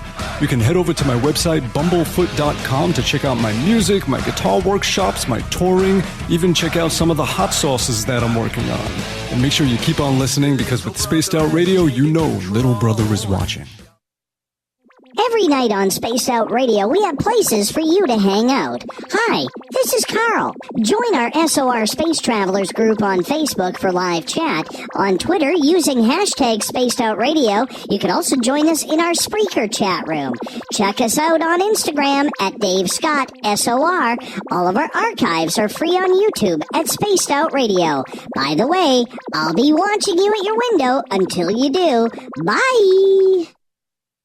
Visit purpleplates.com today. For over 40 years, the Purple Energy Plates have been delivering amazing results for their many customers. Inspired by the great genius Nikola Tesla, the harmony, healing, and energetic effects of the plates have proven over and over to be beneficial and often miraculous to thousands of customers. Check their site for daily specials and choose from their many energy products. You won't be sorry. Visit them today at purpleplates.com. We're adding to the entertainment online for Spaced Out Radio. I'm Amber Beckrud, and I want to invite you to subscribe to our YouTube channel and check out Cryptid Tales, where I will take you on a journey into some of the strangest legends and lore from around the world, relaying the stories to you of the strange creatures and experiences that people have had throughout time. You can find Cryptid Tales at youtube.com/Spaced Out Radio. And while you're there, don't forget to check out our free archives and leave a comment. See you there. Finish off your weekend and kick off your new week with me, Everett Themer, right here on Spaced Out Sundays. I'm going to bring you great guests, a little bit of snark, and plenty of information to think about. But don't worry, there's going to be plenty of woo as well.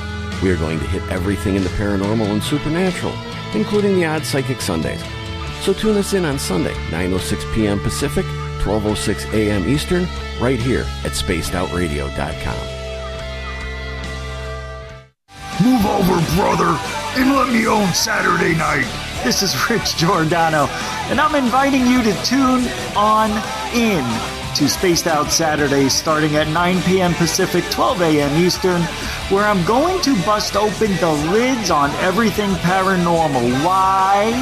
Because we want answers, and I'm the guy who's going to deliver those answers to you. Join the chat rooms, and we'll see you this Saturday. Just be there. No, really. Heading to Vancouver and looking for a night on the town? The Moose Vancouver is the bar that never stops rocking until 2 a.m. every night. The Moose has great food with everything on the menu from $6.95 to $8.95. Fantastic, vibrant staff and rock and roll that will bring you back to when the music was real, the hair was long, and the guitars were rocking. Get your party on at the Moose Vancouver, the official party bar of Spaced Out Radio. You wanted new SOR gear, and now you can have it. The SOR Vault is fully stocked with t-shirts, hats, hoodies, mugs, and everything in between with great logos for you to choose from. So head on over to spacedoutradio.com, click on the SOR Vault, and go shopping. Pricing is quite affordable, and you can look good representing your favorite show. So go to our website and pick up your new SOR wear at the SOR Vault today.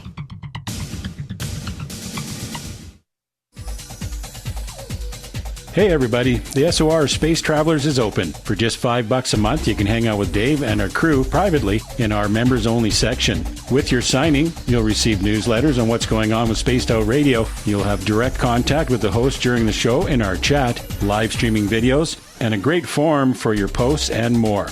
Become a Space Traveler now at spacedoutradio.com.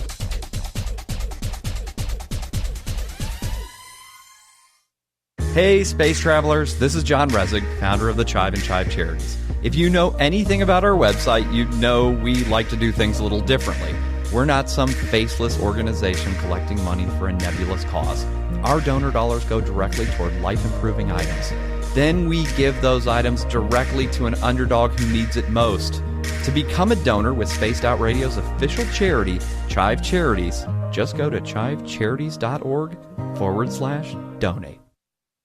Looking for something new to push your limits? Look Beyond the Spectrum, a new docuseries featuring some of the best researchers in the world when it comes to everything from UFOs, government cover-ups, and Bigfoot in the forest. Truth seekers like Steve Bassett, Dr. Jeff Meldrum, Richard Dolan, as well as others all chip in to bring their knowledge to you. Beyond the Spectrum can be found on Amazon as well as Tubi TV. Tell us what you think on our Amazon page.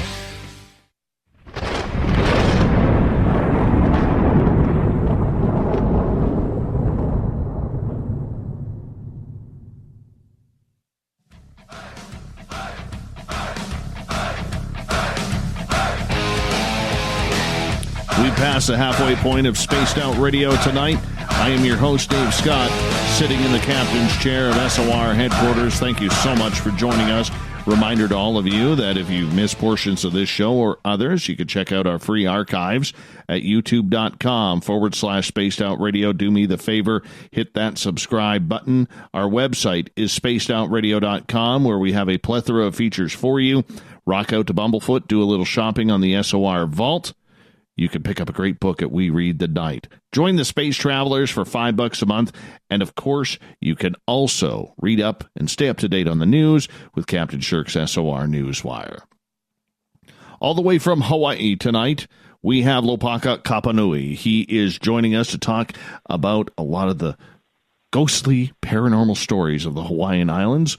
His website, if you want to check it out, or if you're down in Hawaii and you want to take a tour with him, mysteries-of-hawaii.com. If you want to check it out, I highly suggest you do. Lopaka, welcome back to the show. Great to be back. One subject that is very, very sensitive, even 70-plus years later, is the Pearl Harbor bombing back in World War II. Yeah. And I know I've never in my 5 years of doing this show seen anybody talk about the ghosts of Pearl Harbor. It almost seems like it's a little bit of a taboo type subject. Is that all right of a subject? Go ahead. Sure, it is. But a lot of Hawaiian and local people here still hold that place with a lot of reverence, because of what happened. Historically, the lagoon that is now Pearl Harbor was the home of a shark goddess, and she protected man-eating sharks from coming into the harbor and harming the Hawaiian people who lived there. And so she had a cave at what is now called Pearl Harbor. Its ancient name is called Pu'uloa, or the Long Hill. And so the story goes, when they began to dynamite the area for where the dry dock was, they were actually dynamiting the shark goddess's cave. And so the old Hawaiians told them, don't do that, you're disrespecting the shark goddess. But they did it anyway. And so some Hawaiians attributed the disaster at Pearl Harbor to disrespecting that shark goddess. But, it could be anything. Ford Island, its Hawaiian name is called Moku Ume Ume. And so Ford Island was a place where they had this ceremony on Moku Ume Ume. And it was a ceremony held for couples who couldn't conceive, who were having trouble having a baby. And it was a very elaborate ceremony where they would have couples sit in a circle, would do the prayers and the offerings. And then couples would pair off and go somewhere. And then they'd come back, and, if the wife became pregnant after that, then that's what it was. There was no jealousy about it. And so it's a very culturally rich place. But as far as ghosts of Pearl Harbor, a lot of the naval officers have told me that the officers' quarters is haunted, by those brave people who lost their lives on December 7th. People still see remnants of the old planes flying by. And in some of the hangars, electricians were called to Pearl Harbor from off base to fix the electrical problems in broad daylight. They sit down at a desk in the hangar to get their stuff together, and they hear marching. And they look up, and it's a Marine detail marching right through the hangar in their dress uniform. But they've all got bullet holes in the uniform. and the electrician can see right through them. Wow. You know, so it seems the trauma of that day has made a very strong psychic thumbprint, you know, at Pearl Harbor. Do people still hear the ghost planes flying in? You know, people have told me that. You know, they've heard it, or they've either seen like shadows of it in broad daylight at Fort Island, where the aviation museum is. Guys who work there sit on their break. They go walk out on the tarmac, and they'll look down and see the shadow of one of those planes, you know, on the ground in front of them, and they'll look up, but there's nothing there.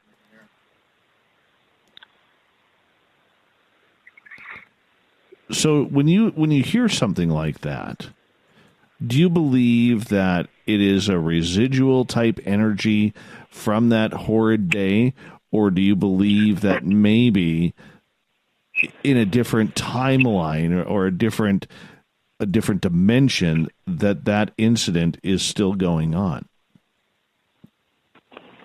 I think it's all of those things. I mean, to be honest.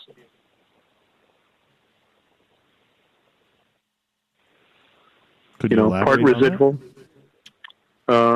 It's probably part residual. It's also probably depending upon the person who sees those things, because they probably have some level of, you know, psychic sensitivity.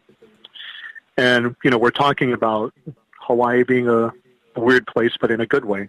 And we're talking about electromagnetic fields. And I myself, and I don't care what anybody says because I saw it myself, I myself have seen a couple of time slips, you know, at particular places. So who knows? There could be some interdimensional stuff going on here too. Mm-hmm. Do you think that, you know, a lot of people, when they get to those type of areas, that, you know, not only do they see the planes, but maybe they're hearing the sounds of that battle still going on? Do you think that is still taking place too? Oh yeah, absolutely. You know, that is still taking place at Pearl Harbor. You know, people whose names I can't mention have told me their personal experiences. And then, you know, places throughout the archipelago that have had ancient battles, you know, in certain times of the year, certain times of the month, those battles still replay itself, you know, like it just happened. I think it's more prevalent here because of where we are, you know, as far as location on the globe. Really? Yeah. And, you know, we're, again, going back to Kauai, you know, and the Fern Grotto, harnessing all that psychic energy. A lot of spiritualists who come here, you know, have all said, you know, they don't know each other. They probably don't practice the same spiritualism. But the one thing they've all agreed on is that if world peace were ever going to happen, it would probably start in Hawaii. That's an interesting theory. Why is that? Because of the kind of culture we are. You know, we're the, I guess we're the spiritual Silk Road of the Pacific, if that makes any sense. But I think it's because it's such a diverse culture, you know, and people here are so accepting of everybody else. You know, and, you know, we have our problems, and we have things happen here like everywhere else in the world, but not to the scale that it's happening now. You know, in Hawaii, it's really not that bad. And so if you have Stephanie Burke on your show, if you ask her nicely, she'll share with you her experience that happened to her, and it's still happening. You know, they just left a couple of days ago, in fact. Well, you know what? We'll definitely make sure that we talk to her about it. I'm actually trying to book an evening with her on this show in late January, so we're going to make sure that happens. Just waiting for her to get back to me on that one, to be absolutely honest, but I'm sure she will. Lopaka, in regards to a lot of the creatures, if we can switch to the cryptid-type creatures here for a second, what kind of, lack of a better term, monsters are people dealing with on the islands? There's one that is 8 feet tall. Are you still there? Yes. Okay. So there's one that's 8 feet tall. His name is Kamapua'a. He's the pig god, so he's half man, half pig. They were building a place called the H3 freeway that went through the mountain from the leeward to the windward side. And again, I have to give you a short story. My cousin's late husband and then my younger cousin were working on that project, and they were sitting down having their lunch, and they looked down the hill, and from the brush comes this huge pig. I mean, the tusks are curling. And so my cousin's late husband, his name is George, he gets up, he grabs this pipe wrench and goes running down the hill after the pig. And my younger cousin is like, George, no, what are you doing? And so George's experience to me is he's chasing after that pig. It's huge. And as he's chasing the pig, he said, the wall of the valley is getting closer. And this voice in his head says, George, what are you going to do when this thing stops? And he said, sure enough, they got to this clearing, and he said the pig stopped. And it turned around, and it started, coming after him. And he said the bad thing about that is the nearest tree that he could run to was about, 100 feet away. And so he kind of surmised he wasn't going to make it. So he told himself, well, I grabbed this pipe wrench, so when this thing runs toward me, I'll hit it on the hindquarters, break the bone. But George says he looked down and he grabbed the wrong pipe wrench. It was a small one. It wasn't the big one he thought he grabbed. And so he just said he prepared himself to die, and as it was coming, he said this guy, possibly 8 feet tall, Hawaiian guy, bushy hair, full beard, wearing what we call a malo or a loincloth, steps out of nowhere and scoops up this 400-pound pig in his arms like a football and just grabs it. And George said this guy is wearing a black feathered cape, and he looked George dead in the eye, and then when he walked off, he said the feathers in what he thought was a cape actually stood up, and he realized it was bristles on the back of a pig. So George was a guy that everybody was afraid of because he wasn't muscular in the way like a bodybuilder, but he was broad, wide, strong, and everybody was afraid of George. So fortunately, George liked me. He always called me uncle. And again, this is a case where someone like George, who everybody is afraid of, spends the entire story crying the whole time. And so this creature has been seen in several places throughout the archipelago. My goodness. Yeah. Do you believe it's just one creature, or that there are numerous creatures much like the Sasquatch? We don't have the Sasquatch, but I believe this one that George saw was the primary one. And if he does have siblings or offshoots, then they're probably the lesser ones that have been seen.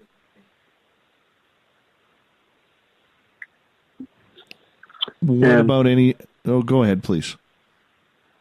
Well, and apparently we have a bird-like creature that's about the size of a pterodactyl, but it's not. It's heavily feathered. Its Hawaiian name is called pahulu. And so it's even like a couple of years ago, it was seen here in the back of Honolulu, up in the mountains. It's been seen on Maui. And so an interesting thing is back in 1999, a police officer friend of mine told me that they got a call about a young girl screaming up at this lookout. It's like a lover's leap. And people were driving by and, they heard her screaming and heard her boyfriend yelling too. So a police officer friend said they went thinking it was a domestic, and they got there and they grabbed the guy and weren't about to arrest him. And the girl's saying, no, he didn't do anything. I'm like, oh, but we got to call about domestics. And she says, no, didn't do anything. Let him go. And then the officers asked her, well, what are all these people calling about them? They said they heard you, saw you screaming. She takes the officers to the front of her car, and it's one of those 69 Dodge Darts. And the hood of the car has been gouged open. Like, some creature with huge talons just from the top of the hood all the way down to the radiator, just huge gouge marks. And so my police officer friend said the girl claimed that this huge bird-like creature landed on the hood of the car and screeched like this deafening scream, and then it flew off. Interesting. I heard reports that the creature called a ropin had been flying around the mountains there. It's also said to, travel across the ocean from the Philippines in that area, as well as into Texas and Mexico. Do we get a lot of sightings of that pterodactyl-like creature that you were just talking about? Oh, interesting. Okay. So it's probably got a migratory pattern. Yeah. Okay. And we're one of the pit stops. Could very well be. All right. I will have to keep an eye out for that. These reports of seeing it have been in the past 2 years. They just see like a huge creature flying from the mountains. There's a YouTube video of it somewhere. I'll find it. For sure. Yep. We haven't even really touched on your tour yet. Oh. I would love to know a little bit about. I would love to know a little bit about your tour. Tell me about it. These ghost tours were actually begun by my late mentor, Glenn Grant, in 1974. And so he is the godfather of ghost tours in Hawaii. And so when he passed in 2003, it sort of fell on my lap. So the tours today are very different. They're like an hour and a half, 2 hours. When my boss used to do them, they were from 7 to 2 in the morning. And so his teaching was like my mom. There was no script. I couldn't read any of his books. It was all from mouth to ear. And every stop, and I think there was about 7 or 8 stops. Every stop had 2 hours of stories that you had to memorize. So today I've kept his downtown walking tour, but a shorter version called Ghost of Old Honolulu. And then we do, a couple of other walking tours and a couple of bus tours. And again, we've actually begun to call them not so much ghost tours, but ghost tour experiences. And there was one place that became too active, so we actually had to take a break from it for a couple of years. How come? And you may or may not agree with this, but, a lot of people ask me, am I going to see something on your tour? Is something going to follow me home? And my answer always is, I don't guarantee anything, because anybody who says you're going to see a ghost on my tour is trying to sell you something. Right. But what I've begun to realize is that whatever does or doesn't happen depends upon the kind of people who show up. And so sometimes there's people on a tour who are sensitive or who have issues they haven't quite dealt with in their personal life. And whatever it is that's out there haunting the places we go to, react to that person. And so it would get to the point where my wife had to escort people back to the bus. They become emotionally overwhelmed, or people would walk away with fingertip bruise marks, elaborate scratches. Stuff like that. So I run a ghost tour up here. So I run a ghost tour up here at our local museum, and I can say I agree 100% with what you're saying. I mean, you get some people in there where they're expecting people to jump from behind walls and yell boo in their face or try and scare them, and that's not really what it's about. I mean, we have to have the same talk with our people before we go on tour, that we can't guarantee that there's anything going to happen. We can only hope. Mm-hmm. Oh, yeah. Well, maybe you want to try this, because after I say the same thing that you just said, I start to ask them if, they're on any kind of medication that we need to know about, or if they're going through any personal problems, or if they're in any kind of counseling or therapy, or if they have any father issues. And so they kind of get freaked out, but I tell them, sometimes, depending on what's going on in your life, you may or may not have some sort of spiritual encounter, because, it's the energy you bring. It's the intent you bring. Very true. Yeah. Very true. And it all depends. I mean, it doesn't matter how big of a skeptic you are. It really matters. It really matters about what your own experiences are and what kind of attitude you're bringing. If you come in with an open mind, there's a better chance of something happening. Yeah. And I've had skeptics come in the store just absolutely love it, even though they don't believe. They said they learned something.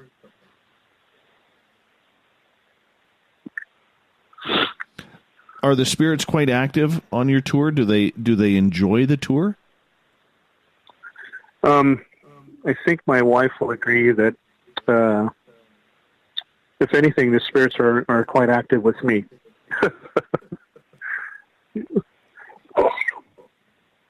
And there's been some spirits that have shown up in photographs taken of me where there's only half of me in the picture, or I'm starting to fade out in the photograph. And I've had those pictures examined by professionals. And so they're legit as far as they know. Oh my goodness! Have you ever been attacked by a spirit? Attacked? Yeah. Have you been attacked by a spirit?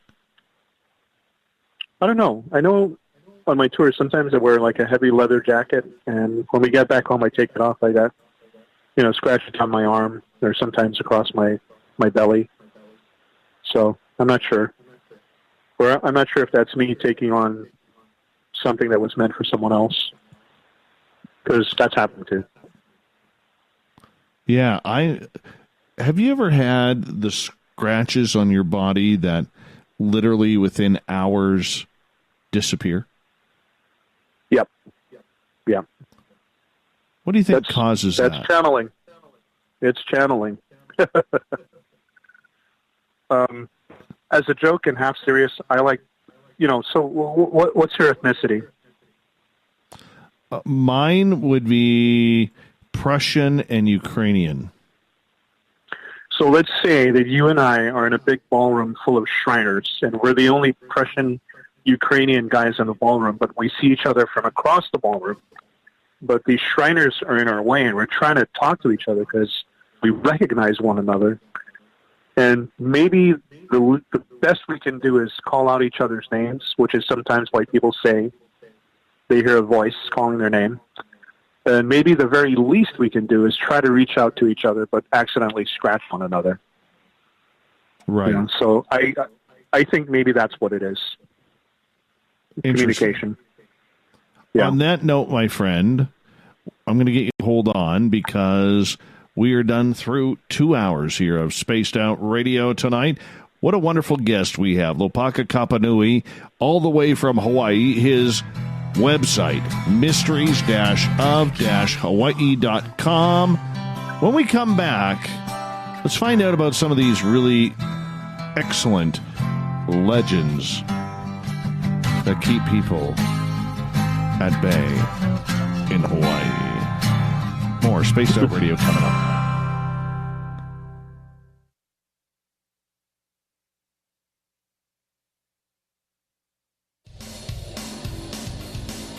We all know on Spaced Out Radio we love a good beard and mustache, so why not take care of your facial hair with Mighty Moose Beard Oil?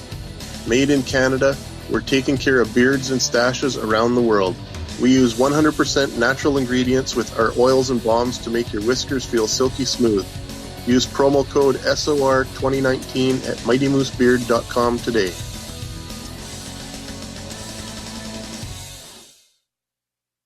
Heading to Vancouver and looking for a night on the town? The Moose Vancouver is the bar that never stops rocking until 2 a.m. every night. The Moose has great food with everything on the menu from $6.95 to $8.95. Fantastic, vibrant staff and rock and roll that will bring you back to when the music was real, the hair was long, and the guitars were rocking. Get your party on at the Moose, Vancouver, the official party bar of Spaced Out Radio.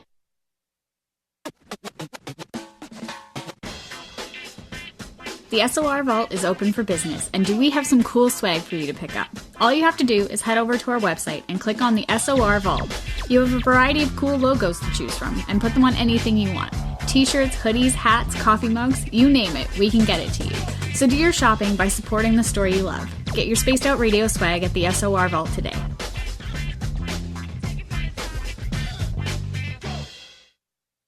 Hello, this is your guitar man, Ron Bumblefoot THAL, and I have to tell you, I love the response I get for Little Brother is Watching from Spaced Out Radio fans. It's amazing how music can inspire and make people think deeper about what's going on in the supernatural world. You can head over to my website, bumblefoot.com, to check out my music, my guitar workshops, my touring, even check out some of the hot sauces that I'm working on. And make sure you keep on listening, because with Spaced Out Radio, you know Little Brother is watching. A little bit of science, a little bit of skepticism. Add a dash of snark and you have the makings of Spaced Out Sundays with me, Everett Thiemer. Together we will look into the reality of the paranormal with an open eye and rational thought. Oh, did I mention there'll be plenty of woo as well? Your time spent with Spaced Out Sundays will make the night even better. The chat rooms are open, 9:06 p.m. Pacific, 12:06 a.m. Eastern, right here at spacedoutradio.com. So, you love talk radio? Then you'll love TalkStreamLive.com. TalkStream Live is always on, 24/7, with the best streaming talk shows. Find your favorite talkers and discover some new ones. It's free, readily available online or on mobile with any smartphone or tablet. Finding your favorite talk shows all in one place has gotten a whole lot easier. Just go to TalkStreamLive.com. Be sure to download the free apps from Google Play or the iTunes App Store. We're adding to the entertainment online for Spaced Out Radio. I'm Amber Beckrud, and I want to invite you to subscribe to our YouTube channel and check out Cryptid Tales, where I will take you on a journey into some of the strangest legends and lore from around the world, relaying the stories to you of the strange creatures and experiences that people have had throughout time. You can find Cryptid Tales at youtube.com/Spaced Out Radio, and while you're there, don't forget to check out our free archives and leave a comment. See you there. A timepiece is a reflection of who you are, and what better way to show off the real you than with an Escape watch? Escape is a lifestyle brand accessorizing your days and nights. Choose to escape and create the life of discovery that you deserve. Dream, play, unite with your own personalized Escape watch. Head to escapewatches.com. There is no time like the present to enjoy your escape. Use promo code SMF2017 for your 20% discount today. At spacedoutradio.com, we have a little bit of everything for you to stay up late. So while you're there, check out our SOR Newswire, where our team brings you stories of the weird and strange to the WTF from around the globe. News on Bigfoot, UFOs, paranormal, Darwinian-type crime tales. It's the stories that the mainstream media usually won't touch. Well, we got them all on the SOR Newswire, only at spacedoutradio.com. For the price of 1 cup of coffee a month, you can become an SOR Space Traveler. The Space Travelers Club is a place where you can interact with other listeners, either live during the show or on our great forum. We want your stories, pictures, comments, and ideas. You'll get live video streams, exclusive content, and be a part of our newsletter. Stay in touch with everything SOR. The Space Travelers Club is just $5 a month at spacedoutradio.com.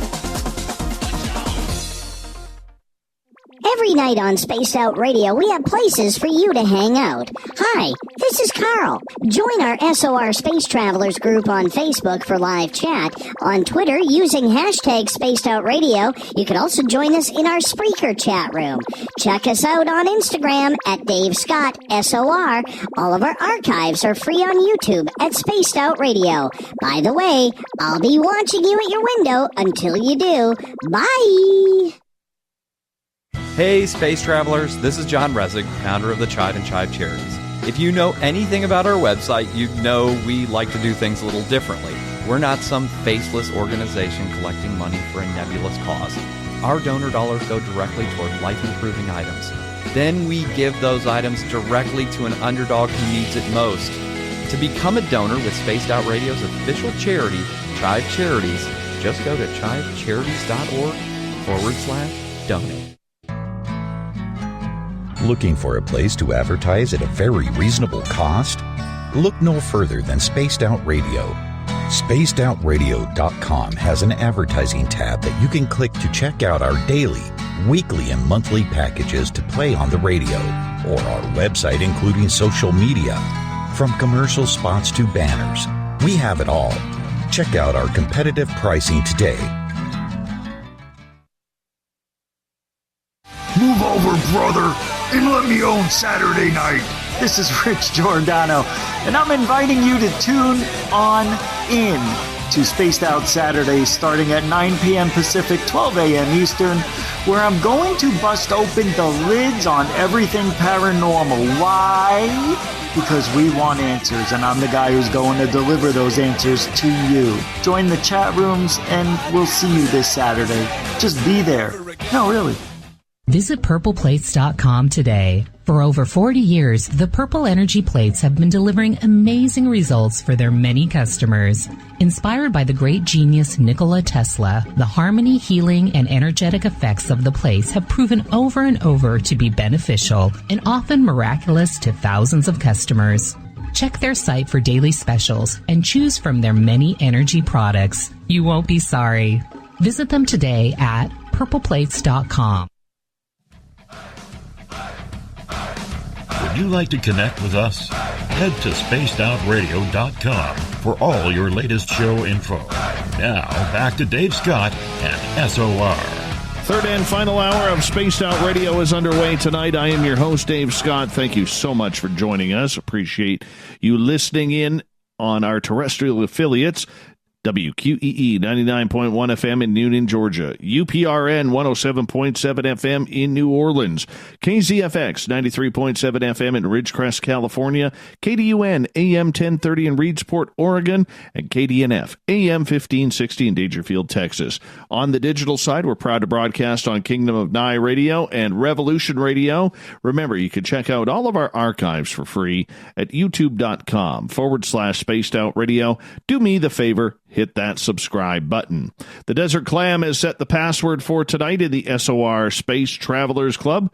Cocorofiophobia. Cocorofiophobia is your password.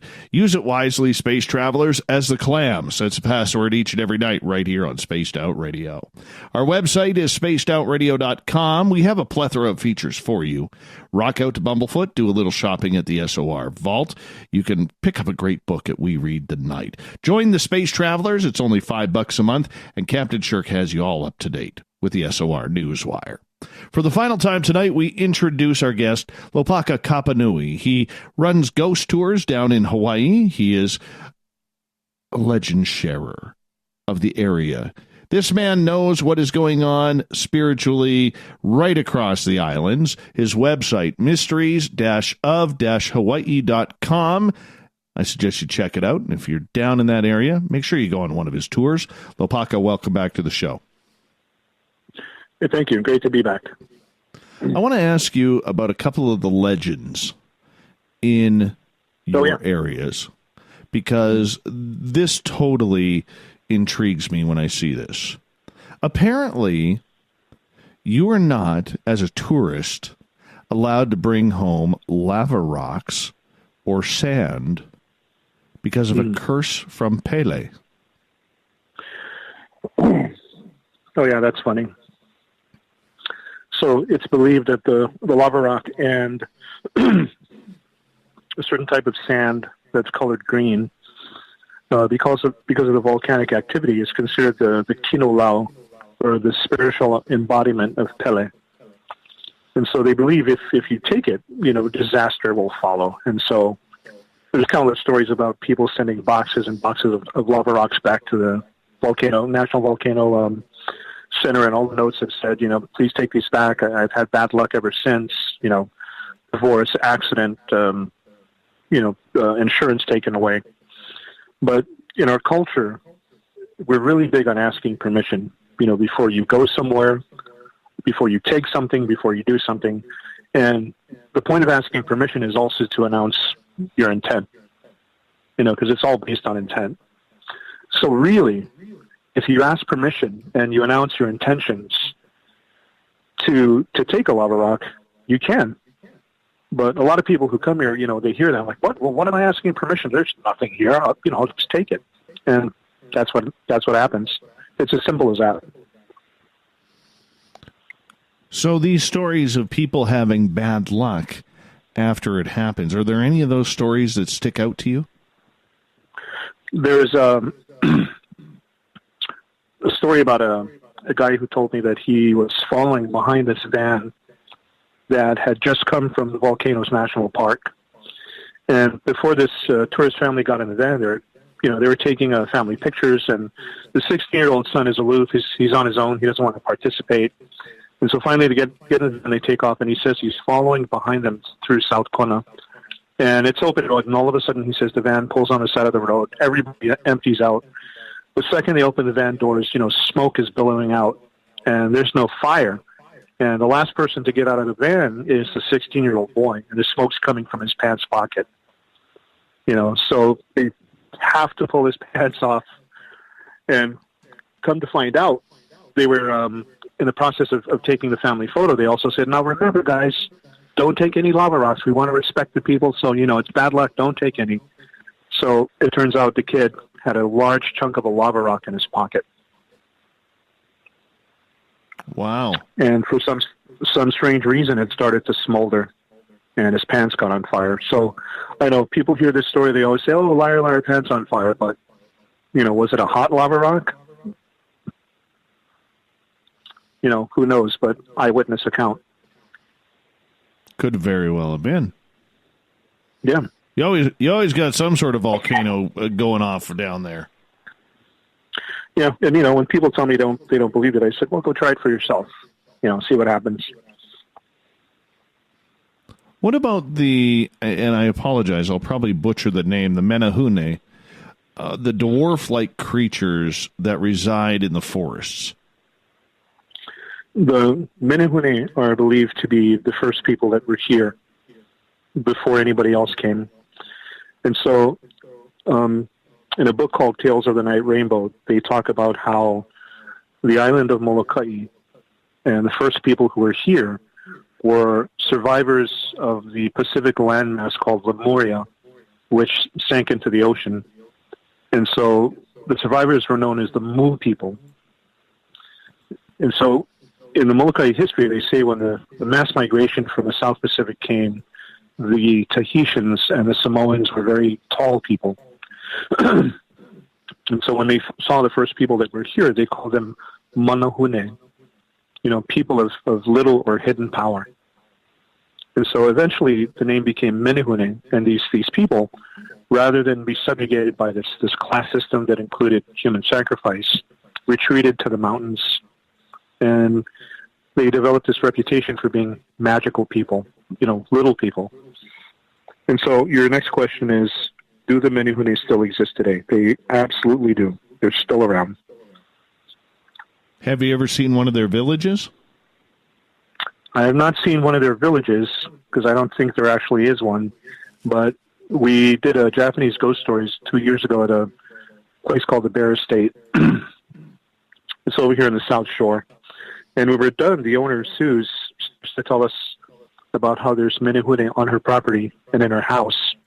Her two-story little mansion is, during the day, a place where they have, weddings for tourists and stuff. And so her husband is a retired attorney, and he said he didn't believe in it until he saw one. And we're out on the deck in the backyard, and we're sitting on beach chairs, and I'm facing in the house. And she's going through all these stories about Menehune in her house. And in the living room, I see this dark brown-colored table, and I happen to glance at it. And it's a short table. It's like no more than 2 or 3 feet tall. But I glance at it, and I see a figure sort of lean to my left. And I see eyes blink, and it's a perfectly formed human being with dark skin, no hair in the head, and it's a man. But it blinks at me, and it moves. Wow. And so I didn't know what to do. So Suze at that point had given all of us ice cream, so I just left mine for the Menehune.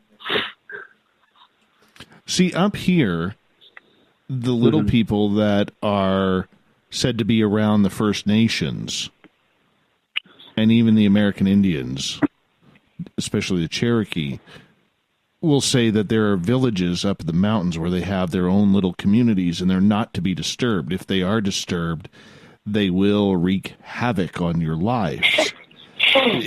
Is that pretty much the same way down there, that if you disturb these creatures and their areas that they will make you pay the price? Oh, definitely. They will make your life miserable. There are, modern day neighborhoods that call me, and there's little footprints on the ceiling, on the wall. And it's almost like, something they can't see is, ransacking the house. Come to find out the place is built on an old fishing village of people that used to feed the Menehune. And so now it's this sprawling suburban neighborhood, and the Menehune are still coming expecting to be fed. But the people are no longer there. Do you have to leave an offering for them? Do you have to leave an offering for them? There's a particular kind of offering that you have to leave, and this is too much detail to go into, but I'll tell you, it has to be a certain type of banana. We call it mai'a, and a certain type of fish, and a certain type of dessert. As long as you leave those out, you should be fine. Okay. Yeah, because so here, there are... Right. Go ahead, sir. No, go ahead. I wanted to hear about... Okay. Up there. Up here, a lot of times, First Nations especially will notice a lot of thievery in their house. A good friend of mine, Danny, his mother had all of her jewelry disappear. And they actually heard the little people going into her bedroom upstairs.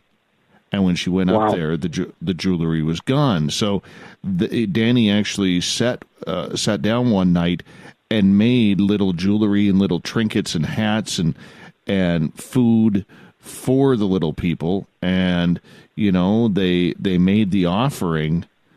And when he went back a couple hours later, after hearing them back upstairs, all of Mom's jewelry was sitting right next to the plate, and the plate was empty. Wow. That sounds very, very similar. Yeah. It's amazing how being so far away that you guys are to the mainland, that the stories are quite similar. I think at some point we're all one people.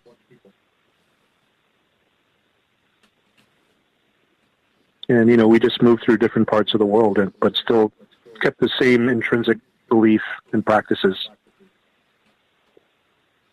That could very well be. Yeah, for us, we adapted because we're in the middle of the Pacific. And for First Nations people, they adapted to where they ended up. So that makes perfect sense. Another legend that I'm curious about is, how come you're never supposed to pluck the red lehua blossoms? The red lehua blossoms belong to the goddess Hi'iaka, and she is Pele's youngest sister. And so the red lehua blossoms are dedicated to her. And so without offering the proper kind of prayer or offering, when you take it, it'll start to rain. But the other thing about plucking the lehua blossom without the proper protocol is that in battle, the first warrior to die was symbolically called the lehua, the first offering. And so everybody clamors for that first warrior who dies as the first offering on the sacrificial altar. So there's that duality. Interesting. So what happens if you pluck one? I heard if you pluck one, it starts to rain where there's not supposed to be any rain. And again, without the proper know-how, you'll start to get sick. Disaster will befall you. And again, the lehua blossom grows.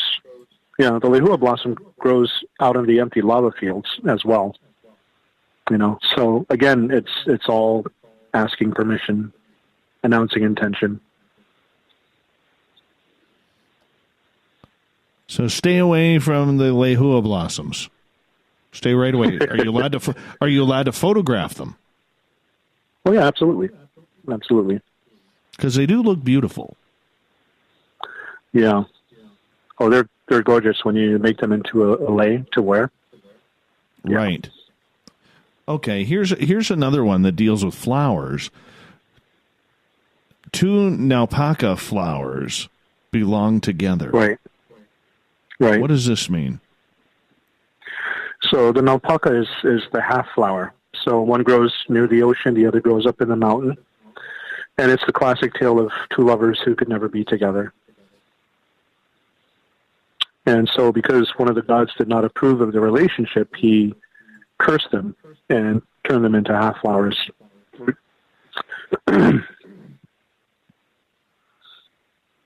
Are you allowed to bring them together? Sure. I mean, if you can find one in the mountain and the other one in the ocean, you could do that. So there's a funny story behind the Lopaka flower. Japanese weddings here in Hawaii are really big business. And so years ago, this Japanese company was going to open their own wedding chapel, and they're going to call it Lopaka. And I told them that's really not a good idea. And I told them the story about the half flowers and the lovers who could never be together. And they said, "Oh no, we're going to keep it because it's so romantic." Today, that wedding chapel no longer exists. What happened to it? It went out of business. It just failed miserably. And they didn't get the kind of customers or the market they thought they were going to get. Very interesting. Yeah. It's almost like they were playing with their own fate.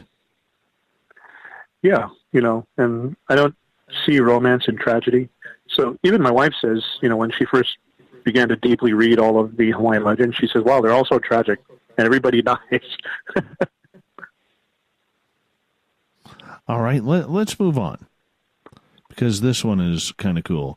You're not supposed to bring pork across the pale. Yeah, so that story, again, is about the goddess Pele and Kamapua'a, who had a spiritual disagreement. And so she discovered that she couldn't kill him because he controlled the elements, including the rain. So he managed to cool her lava flow when she came after him. So they made this agreement that he would stay on the windward side of the island where it's always lush and cool, and beautiful rains, and she'd stay on her side, the leeward side, which is always dry and hot. And so the agreement was that none could pass into the other's territory. And so this is why you can't bring pork from the windward to the leeward, because in effect you're breaking the godly TRO, if that makes sense. Well, I was going to say that it almost sounds like if you brought the pork, it means you're going against Pele. Yeah.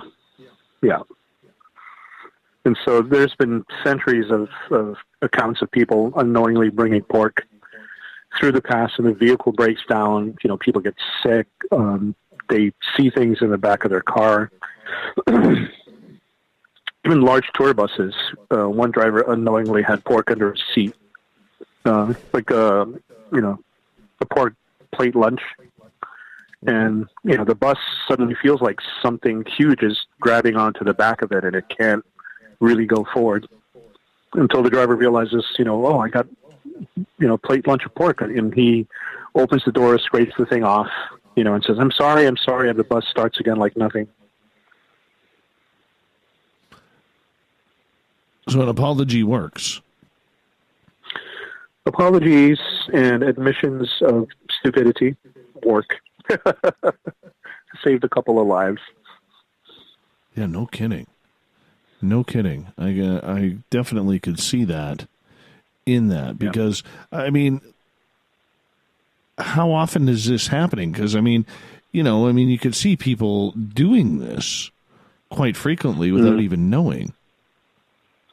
Yeah, and again, a lot of it depends, believe it or not, on the moon phase. So the moon phases here in Hawaii are very different from moon phases the way everyone else knows them in the world. And, certain moon phases are dedicated to particular gods or events or times for harvesting or planting or fishing, So it's very, very particular. So, if something like that does happen where, someone has not honored the pork thing, what happens to them depends on what the moon phase is. And I can tell you from personal experience, that is absolutely a fact. Are there any traditions or legends regarding the sea? Mermaids, for instance? Oh, they're not mermaids. Again, these are called mo'owahine. So female creatures that are half reptilian, half female. And a lot of them are not friendly. But again, it depends on the person, and if the person has a DNA link, to that creature, if his family, unbeknownst to himself, were caretakers of those things, he might be saved. Have they been known to take down ships? Because I can imagine there's probably a multitude of shipwrecks around your area. There are a few shipwrecks, but they have never been known to take down ships, just the men on them. But it's a very, like I said, it's in a very unique way. They lure them somewhere. Are there a lot of caves in that area that these creatures may hide? Yeah, a lot of caves, a lot of lava tubes, but these creatures are mainly encountered near bodies of water. So it could be the ocean, it could be a pond, even a pond up in the mountain. Depends on the location. We only have about 90 seconds left with you tonight, Lopaka, and I want to say a giant thank you for you coming on in, talking about the legends, talking about the night marchers, and everything that goes on. I've wanted to do a show like this for a long time for our audience, and to be able to do that with you has been absolutely spectacular. Do me a favor in this last minute. Could you let our audience know out there, and there's quite a few of them out there, if they're ever in Hawaii, how they can get in touch with you or take one of your tours or pick up one of your books? Just email me at hawaii.mysteries@gmail.com, and we'll get back to you. And let me know what you need, where you want to go, and what you want to see. That quick? I was expecting longer. Honestly, what a great time! What a great time with you tonight. It's been an absolute blast with you tonight, and I want to say a big thank you for you coming on Spaced Out Radio, because these stories need to continue, and there's a lot of people who need to know about them as well. Well, thank you. I appreciate it, and I'm honored to be on your show. Thank you. Not a problem. Not a problem. I'll get you to hold on here as we're about to go to break here at the bottom of the hour here on Spaced Out Radio. Coming up, we have the SOR Newswire. And we have a very packed Thought of the Dave. By the way, Lopaka's website, I want you to check it on out, is mysteries-of-hawaii.com.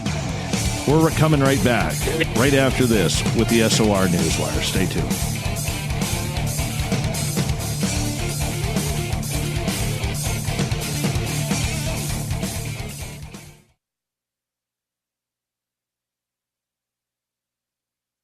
Every night on Spaced Out Radio, we have places for you to hang out. Hi, this is Carl. Join our SOR Space Travelers group on Facebook for live chat. On Twitter, using hashtag Spaced Out Radio. You can also join us in our Spreaker chat room.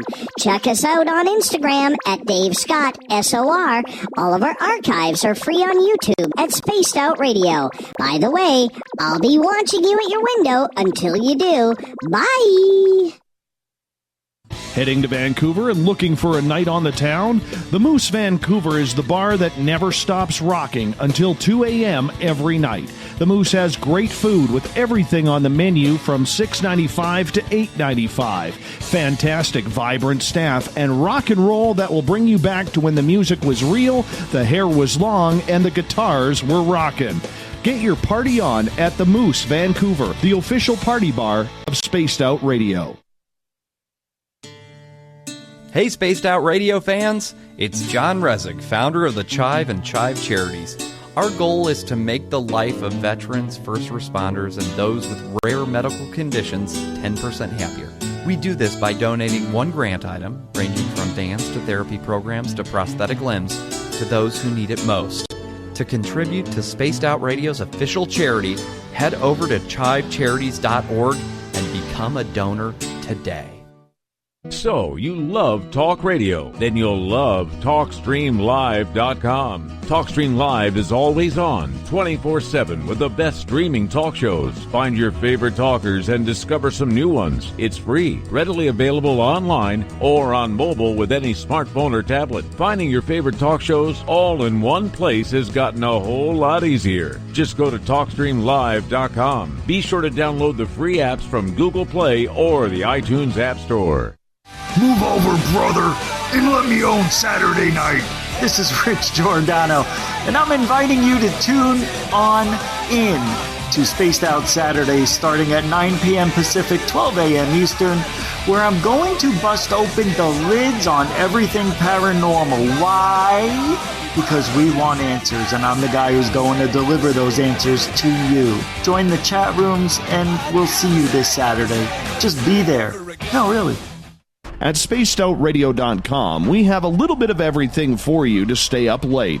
So while you're there, check out our SOR Newswire, where our team brings you stories of the weird and strange to the WTF from around the globe. News on Bigfoot, UFOs, paranormal, Darwinian-type crime tales. It's the stories that the mainstream media usually won't touch. Well, we got them all on the SOR Newswire, only at spacedoutradio.com. Hello, this is your guitar man, Ron Bumblefoot Thal, and I have to tell you, I love the response I get for Little Brother is Watching from Spaced Out Radio fans. It's amazing how music can inspire and make people think deeper about what's going on in the supernatural world. You can head over to my website, bumblefoot.com, to check out my music, my guitar workshops, my touring, even check out some of the hot sauces that I'm working on. And make sure you keep on listening, because with Spaced Out Radio, you know Little Brother is watching. A little bit of science, a little bit of skepticism. Add a dash of snark and you have the makings of Spaced Out Sundays with me, Everett Thiemer. Together we will look into the reality of the paranormal with an open eye and rational thought. Oh, did I mention there'll be plenty of woo as well? Your time spent with Spaced Out Sundays will make the night even better. The chat rooms are open, 9:06 p.m. Pacific, 12:06 a.m. Eastern, right here at spacedoutradio.com. We're adding to the entertainment online for Spaced Out Radio. I'm Amber Beckrud, and I want to invite you to subscribe to our YouTube channel and check out Cryptid Tales, where I will take you on a journey into some of the strangest legends and lore from around the world, relaying the stories to you of the strange creatures and experiences that people have had throughout time. You can find Cryptid Tales at youtube.com/Spaced Out Radio. And while you're there, don't forget to check out our free archives and leave a comment. See you there. Hey everybody, the SOR Space Travelers is open. For just $5 a month, you can hang out with Dave and our crew privately in our members-only section. With your signing, you'll receive newsletters on what's going on with Spaced Out Radio. You'll have direct contact with the host during the show in our chat, live streaming videos, and a great forum for your posts and more.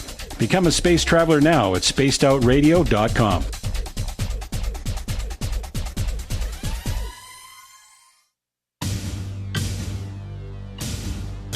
You wanted new SOR gear, and now you can have it. The SOR Vault is fully stocked with t-shirts, hats, hoodies, mugs, and everything in between, with great logos for you to choose from. So head on over to spacedoutradio.com, click on the SOR Vault, and go shopping. Pricing is quite affordable, and you can look good representing your favorite show. So go to our website and pick up your new SOR wear at the SOR Vault today.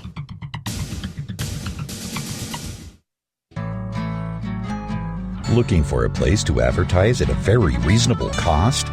Look no further than Spaced Out Radio.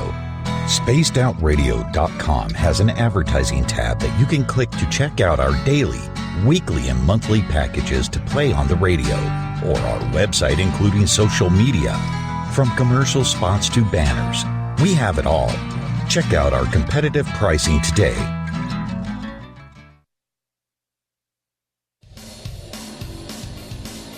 We all know on Spaced Out Radio we love a good beard and mustache, so why not take care of your facial hair with Mighty Moose Beard Oil?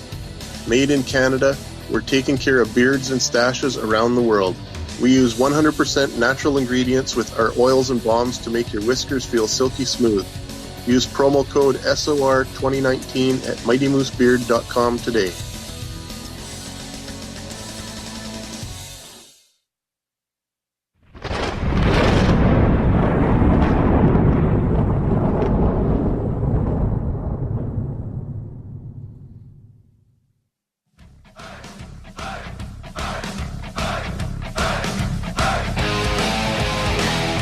We've rounded third. We're heading for home tonight on Spaced Out Radio. I am your host, Dave Scott, sitting in the captain's chair of SOR headquarters. Great to have you with us, no matter where you are on this planet. If you've missed most of this show or others, you can always check out our archives. They are free at youtube.com/Spaced Out Radio. Do me the favor, hit that subscribe button. Our website is spacedoutradio.com, where we have a plethora of features for you. Rock out to Bumblefoot, do a little shopping at the SOR Vault. You can grab a great book, We Read the Night. Join the Space Travelers Club for $5 a month. And Captain Shirk has us updated on the SOR Newswire daily. Speaking of the news, let's get to it, shall we?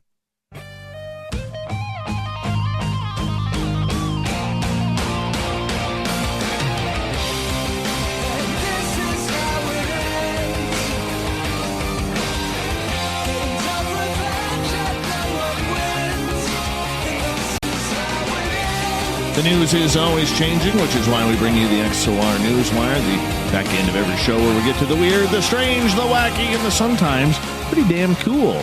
Paleontologists have discovered the remains of two new species of herbivorous dinosaurs that roamed Argentina's southern areas around 70 million years ago. Dubbed the Nulotitan glaciaris, the first dinosaur measured 82 feet in length, had 4 legs, a long neck, according to reps for the Natural Resources Sciences Museum of Buenos Aires. Yeah, remains of the... Oh, what the hell is this? Who comes up with these names? The remains of the other dinosaur. See, I want to test this. Isazi-cursor santacrucensis. Yeah. Were also unearthed during the dig. The second species measured 13 feet long and could move rapidly on its hind... They just discovered this. How could they sit there and tell that it moved rapidly on its hind legs? This is where I want to call bullcrap. You don't know, scientists. You don't know. This thing might move like a 3-toed sloth. Or my child trying to get out of a vehicle in a snowstorm. That's how slow they move. You never know. Anyways, these discoveries are from a new archaeological site that is full of plant fossils, dinosaur fossils, and other vertebrae. Paleontologist Fernando Novas has said. That's a great name. Fernando Novas. Should be a baseball player with a name like that. It reveals to us an ecosystem from around 70 million years ago before dinosaurs became extinct. Novas declared that the Nulotitan, one of the last great dinosaurs, the last giants that lived on Earth, he said the species must have been a common animal because of the large quantity of its bones excavated during the dig. This discovery of the other one that I'm not going to pronounce because it's a silly name is especially notable, Novas said, because it proves the existence of prehistoric pack animals. We have found many bones from this animal, but of different sizes, adults and youth, all mixed together, Novas said. This is one of the few discoveries that reveal to us that these dinosaur species lived in groups and packs. They formed packs as a defense mechanism against predators. that in the past were giant carnivores related to Tyrannosaurus rex. My arms. A sandstone slab containing dinosaur footprints might also contain the track of a sailing stone. Scientists have announced this week the slab, which has been on display since 1896, contains the footprints of a brontosaurus predecessor that lived during the early Jurassic period. However, the sailing stone was not discovered until 2017 by paleontologist Paul Olsen. Sailing stones are rocks or boulders that move across landscapes without assistance from gravity, people, or animals. They usually leave tracks as they go. How could they miss this? Honestly, it's right there. This thing has been on display for, oh my goodness, like 113 years? No, longer, 123 years? And they're just noticing the sailing stone movement? You got to be kidding me. Come on, people. We're paying good money for this. Anyways, Olsen and his colleagues believe the trail of the rock could be evidence of a brief freezing event in the tropics some 200 million years ago. Heaven forbid. The first proof that volcanic winters reached into the humid tropics during the dawn of the dinosaur age. According to a statement from the university, he and his colleagues believe the sandstone was deposited during the last of a series of eruptions that led to mass extinction. This may be evidence of the cooling caused by the volcanic winter. And it affects me how? Think about it. We're spending hundreds of thousands of dollars on this crap. Yeah, means no difference to what we are doing today. None. Oh, you know what I love? I love going on YouTube and watching a good brawl between a badger and a snake. You ever see those? That's a good fight.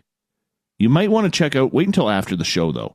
You might want to check it out on YouTube because this is a good brawl. This is almost as good as two guys dropping it, the gloves going toe-to-toe at center ice. And then there's this one. Python versus honey badger. Now, a honey badger is pissed off just because it's a honey badger. It wakes up angry. It's born angry. All right? This thing has been training in the UFC since in the womb. All right? So a tense fight made for an incredible show for a group of tourists and a seemingly unimpressed buffalo who came across the scene while on safari at Chobe Park in Botswana. At first, it looked like the python was going to take the win. Like, literally, he was hooking the leg for the 3 count. And possibly finished off the honey badger with a sleeper hold as it wrapped itself around the mammal's body. But oh no. The determined black and gray creature fought back, threw a couple of elbows, suplexed him, broke his back with a camel clutch, and made him humble. Okay, that's the Iron Sheik. But the violent display of nature became more interesting with the arrival of a jackal, which decided to get involved by snapping at the python. The angry snake managed to fend off its new opponent, but became distracted in the process, allowing old honey badger to wiggle free from its grip and get its teeth around the reptile. The mammal didn't waste any time and started dragging the snake towards some bushes, presumably where he planned to have some fine dining on some python. Seemingly not wanting to miss out on the opportunity to show the python who is boss, the jackal continued to pounce on the two animals, and before long, another jackal arrived to see what was going on because he was like, "Hey, bub, what's happening over here? Are we got a free meal or what?" Honey badger, no, not too impressed. He then decides to brawl with the jackals. Oh, this was a massive brouhaha. Massive brouhaha. And you can watch the video on YouTube. So make sure you check that out. My money's on the honey badger. It's always on the honey badger. I'll take the honey badger over almost everything, except maybe the Iron Sheik. It's good stuff. That python didn't stand a chance. Did not stand a chance. Good on the honey badger. Good on him. Good win. All right. Washington State Patrol is warning drivers Don't get too festive this Christmas season, especially with your vehicles. This after an SUV decked out with Christmas lights was stopped on the highway. Trooper H. Axtman, public information officer for the Washington State Patrol, District 7, by the way, tweeted photos showing the vehicle with a light-up Christmas tree on its rear and the roof rack covered in lights. Apparently, this is a problem in Washington State. What does the Grinch and a trooper have in common? They both have to pull this vehicle over for illegal lighting, Axtman wrote, in a prickish sort of way. He said the trooper didn't have a heart 2 sizes too small, and the driver was let go with a warning. Residents responded to Axtman's tweet with photos of a vehicle spotted in the area with even more intricate lights, including a glowing snowman on the trunk, and Axtman said troopers are aware of the vehicle being spotted around the Snohomish County. Love the Christmas spirit, definitely not legal and very distracting. Really, let's think about this, people. Murderers, rapists, robberies, tax evasion of politicians. All this crap is going on, and these cops are busting people for Christmas lights on their vehicle. And worse, people are tweeting them where to find the vehicles. You cranky curmudgeons in Washington State. Are you offended that much that you are literally calling in people on Twitter for having too many Christmas lights on their vehicles? You must have better things to do in life than to do this. I'm not trying to lecture here, but this is idiotic. It's Christmas. Let people let loose a little bit. We're allowed. We're human beings. Terrible. Terrible citizens. And the police should be ashamed, too. They got bigger things to worry about than picking up a cheap fine like that. Brutal. Just brutal. All right. Thanks, Captain Shirk, for winding me up, by the way. I know you're sitting on your lawn chair right now in the middle of your living room laughing at me. All right. Federal regulators are setting up a new 3-digit number to reach a suicide prevention hotline in order to make it easier to seek help and reduce the stigma associated with mental health. I love this. Absolutely love this.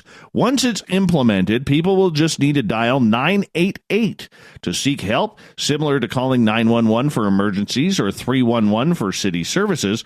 Currently, the National Suicide Prevention Lifeline uses a 10-digit number, 800-273-TALK or 800-273-8255. Callers are routed to one of 163 crisis centers where counselors answered 2.2 million calls last year. God bless you people. Seriously. The 3-digit number is going to be a breakthrough in terms of reaching people in crisis, said Dwight Holton, CEO of Lines for Life, a suicide prevention nonprofit. No one is embarrassed to call 911 for a fire or an emergency. No one should be embarrassed to call 988 for a mental health emergency. A law last year required the Federal Communications Commission to study the assigning a 3-digit number for suicide prevention. The FCC said in a report, there is overwhelming support for a 3-digit number because it would be easier for distressed people to get the help they need. Thursday's vote starts the months-long process to make it happen. The next step is a comment period before the FCC moves to an order. The government's actions comes as suicide rates have increased across the United States over the past 2 decades, and dramatically so by more than 30% in half the U.S. states, according to the Centers for Disease Control and Prevention. There were 45,000 deaths in 2016, the latest year for which the figures are available. The report noted from 1999 to 2016, suicide increased in every state except Nevada. It's also noted that suicide rates are higher with at-risk populations, including veterans and the LGBTQ community. You know what? I love this idea. I love this idea. If it saves one life, that is a success, a great success. We got to make this happen in the U.S., and we definitely got to make it happen in Canada. All right. Remember last week we told you the story of Dave the duck, who was way too horny, so they took him to a veterinarian and got his penis cut off? Remember that story? I think we all felt bad for Dave. Well, this is the problem with overreacting, because there's a man in Maine who has made a singles ad for his female duck who can't get enough. This after a hungry bobcat ate the fellow's duck, or the lady's male duck, 2 weeks ago. And now they're trying to find her a new match and cure her broken heart. The duckling named Yellow Duck doesn't vibe with Chris Morris's chickens like she used to, leaving him no option but to seek other ways to find her a companion.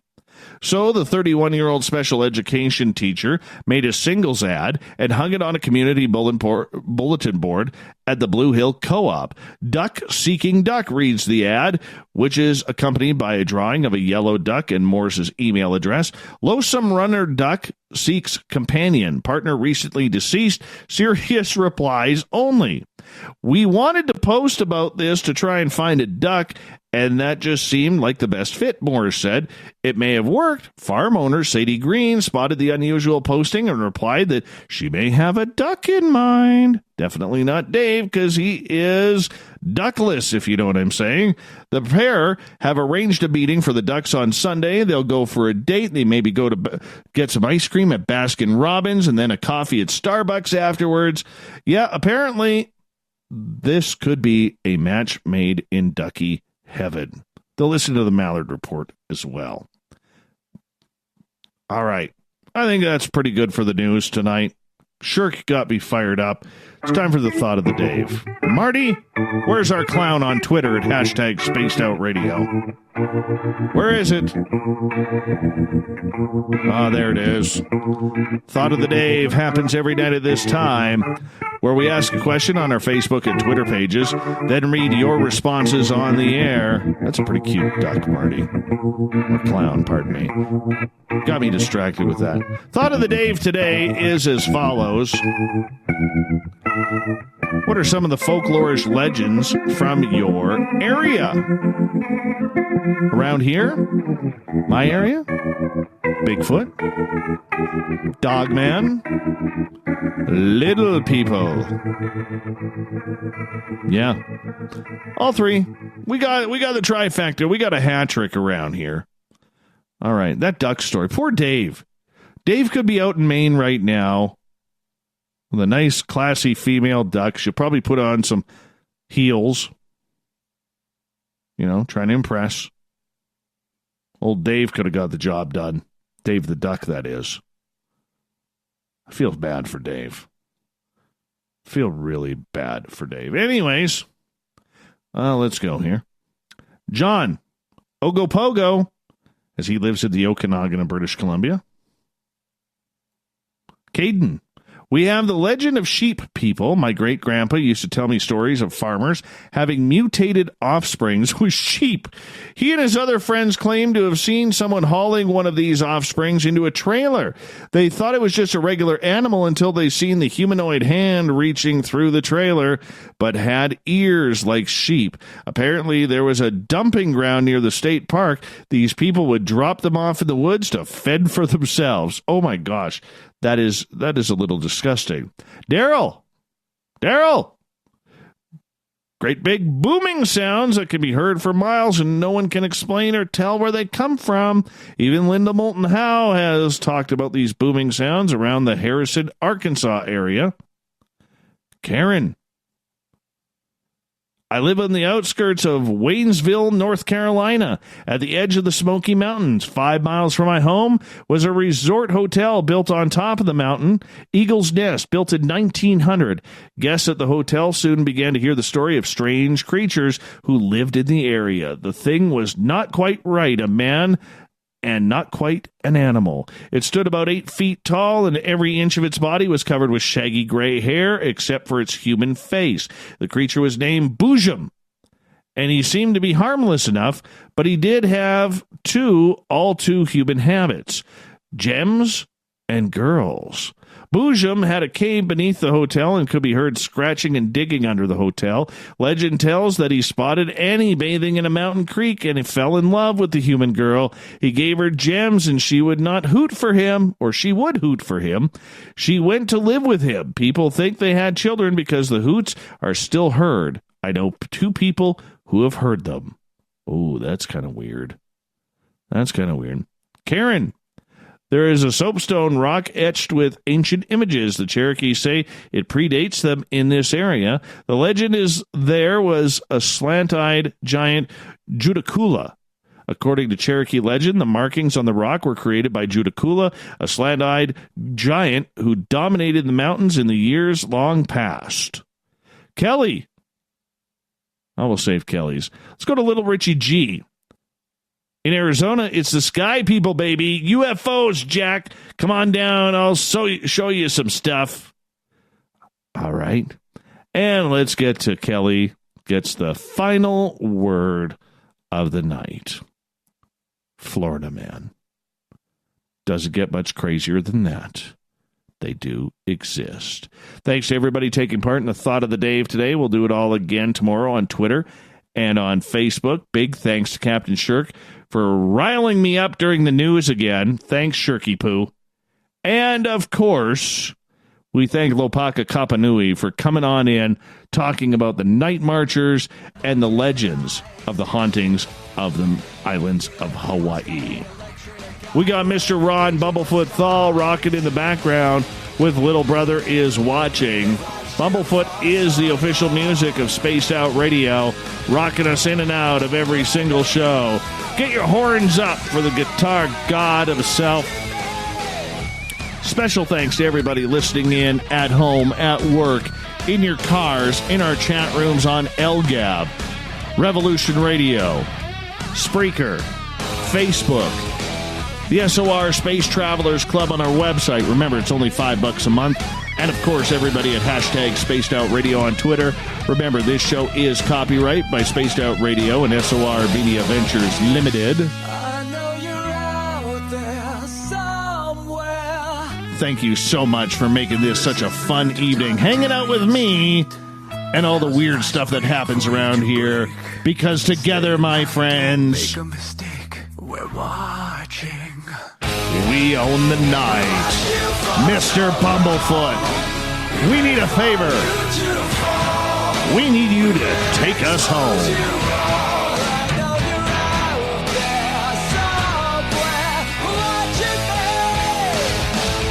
Have a great night, everybody. We finish off the week talking with Paul Hynek, Project Blue Book. Yes, he is the son of J. Allen Hynek. Tomorrow night.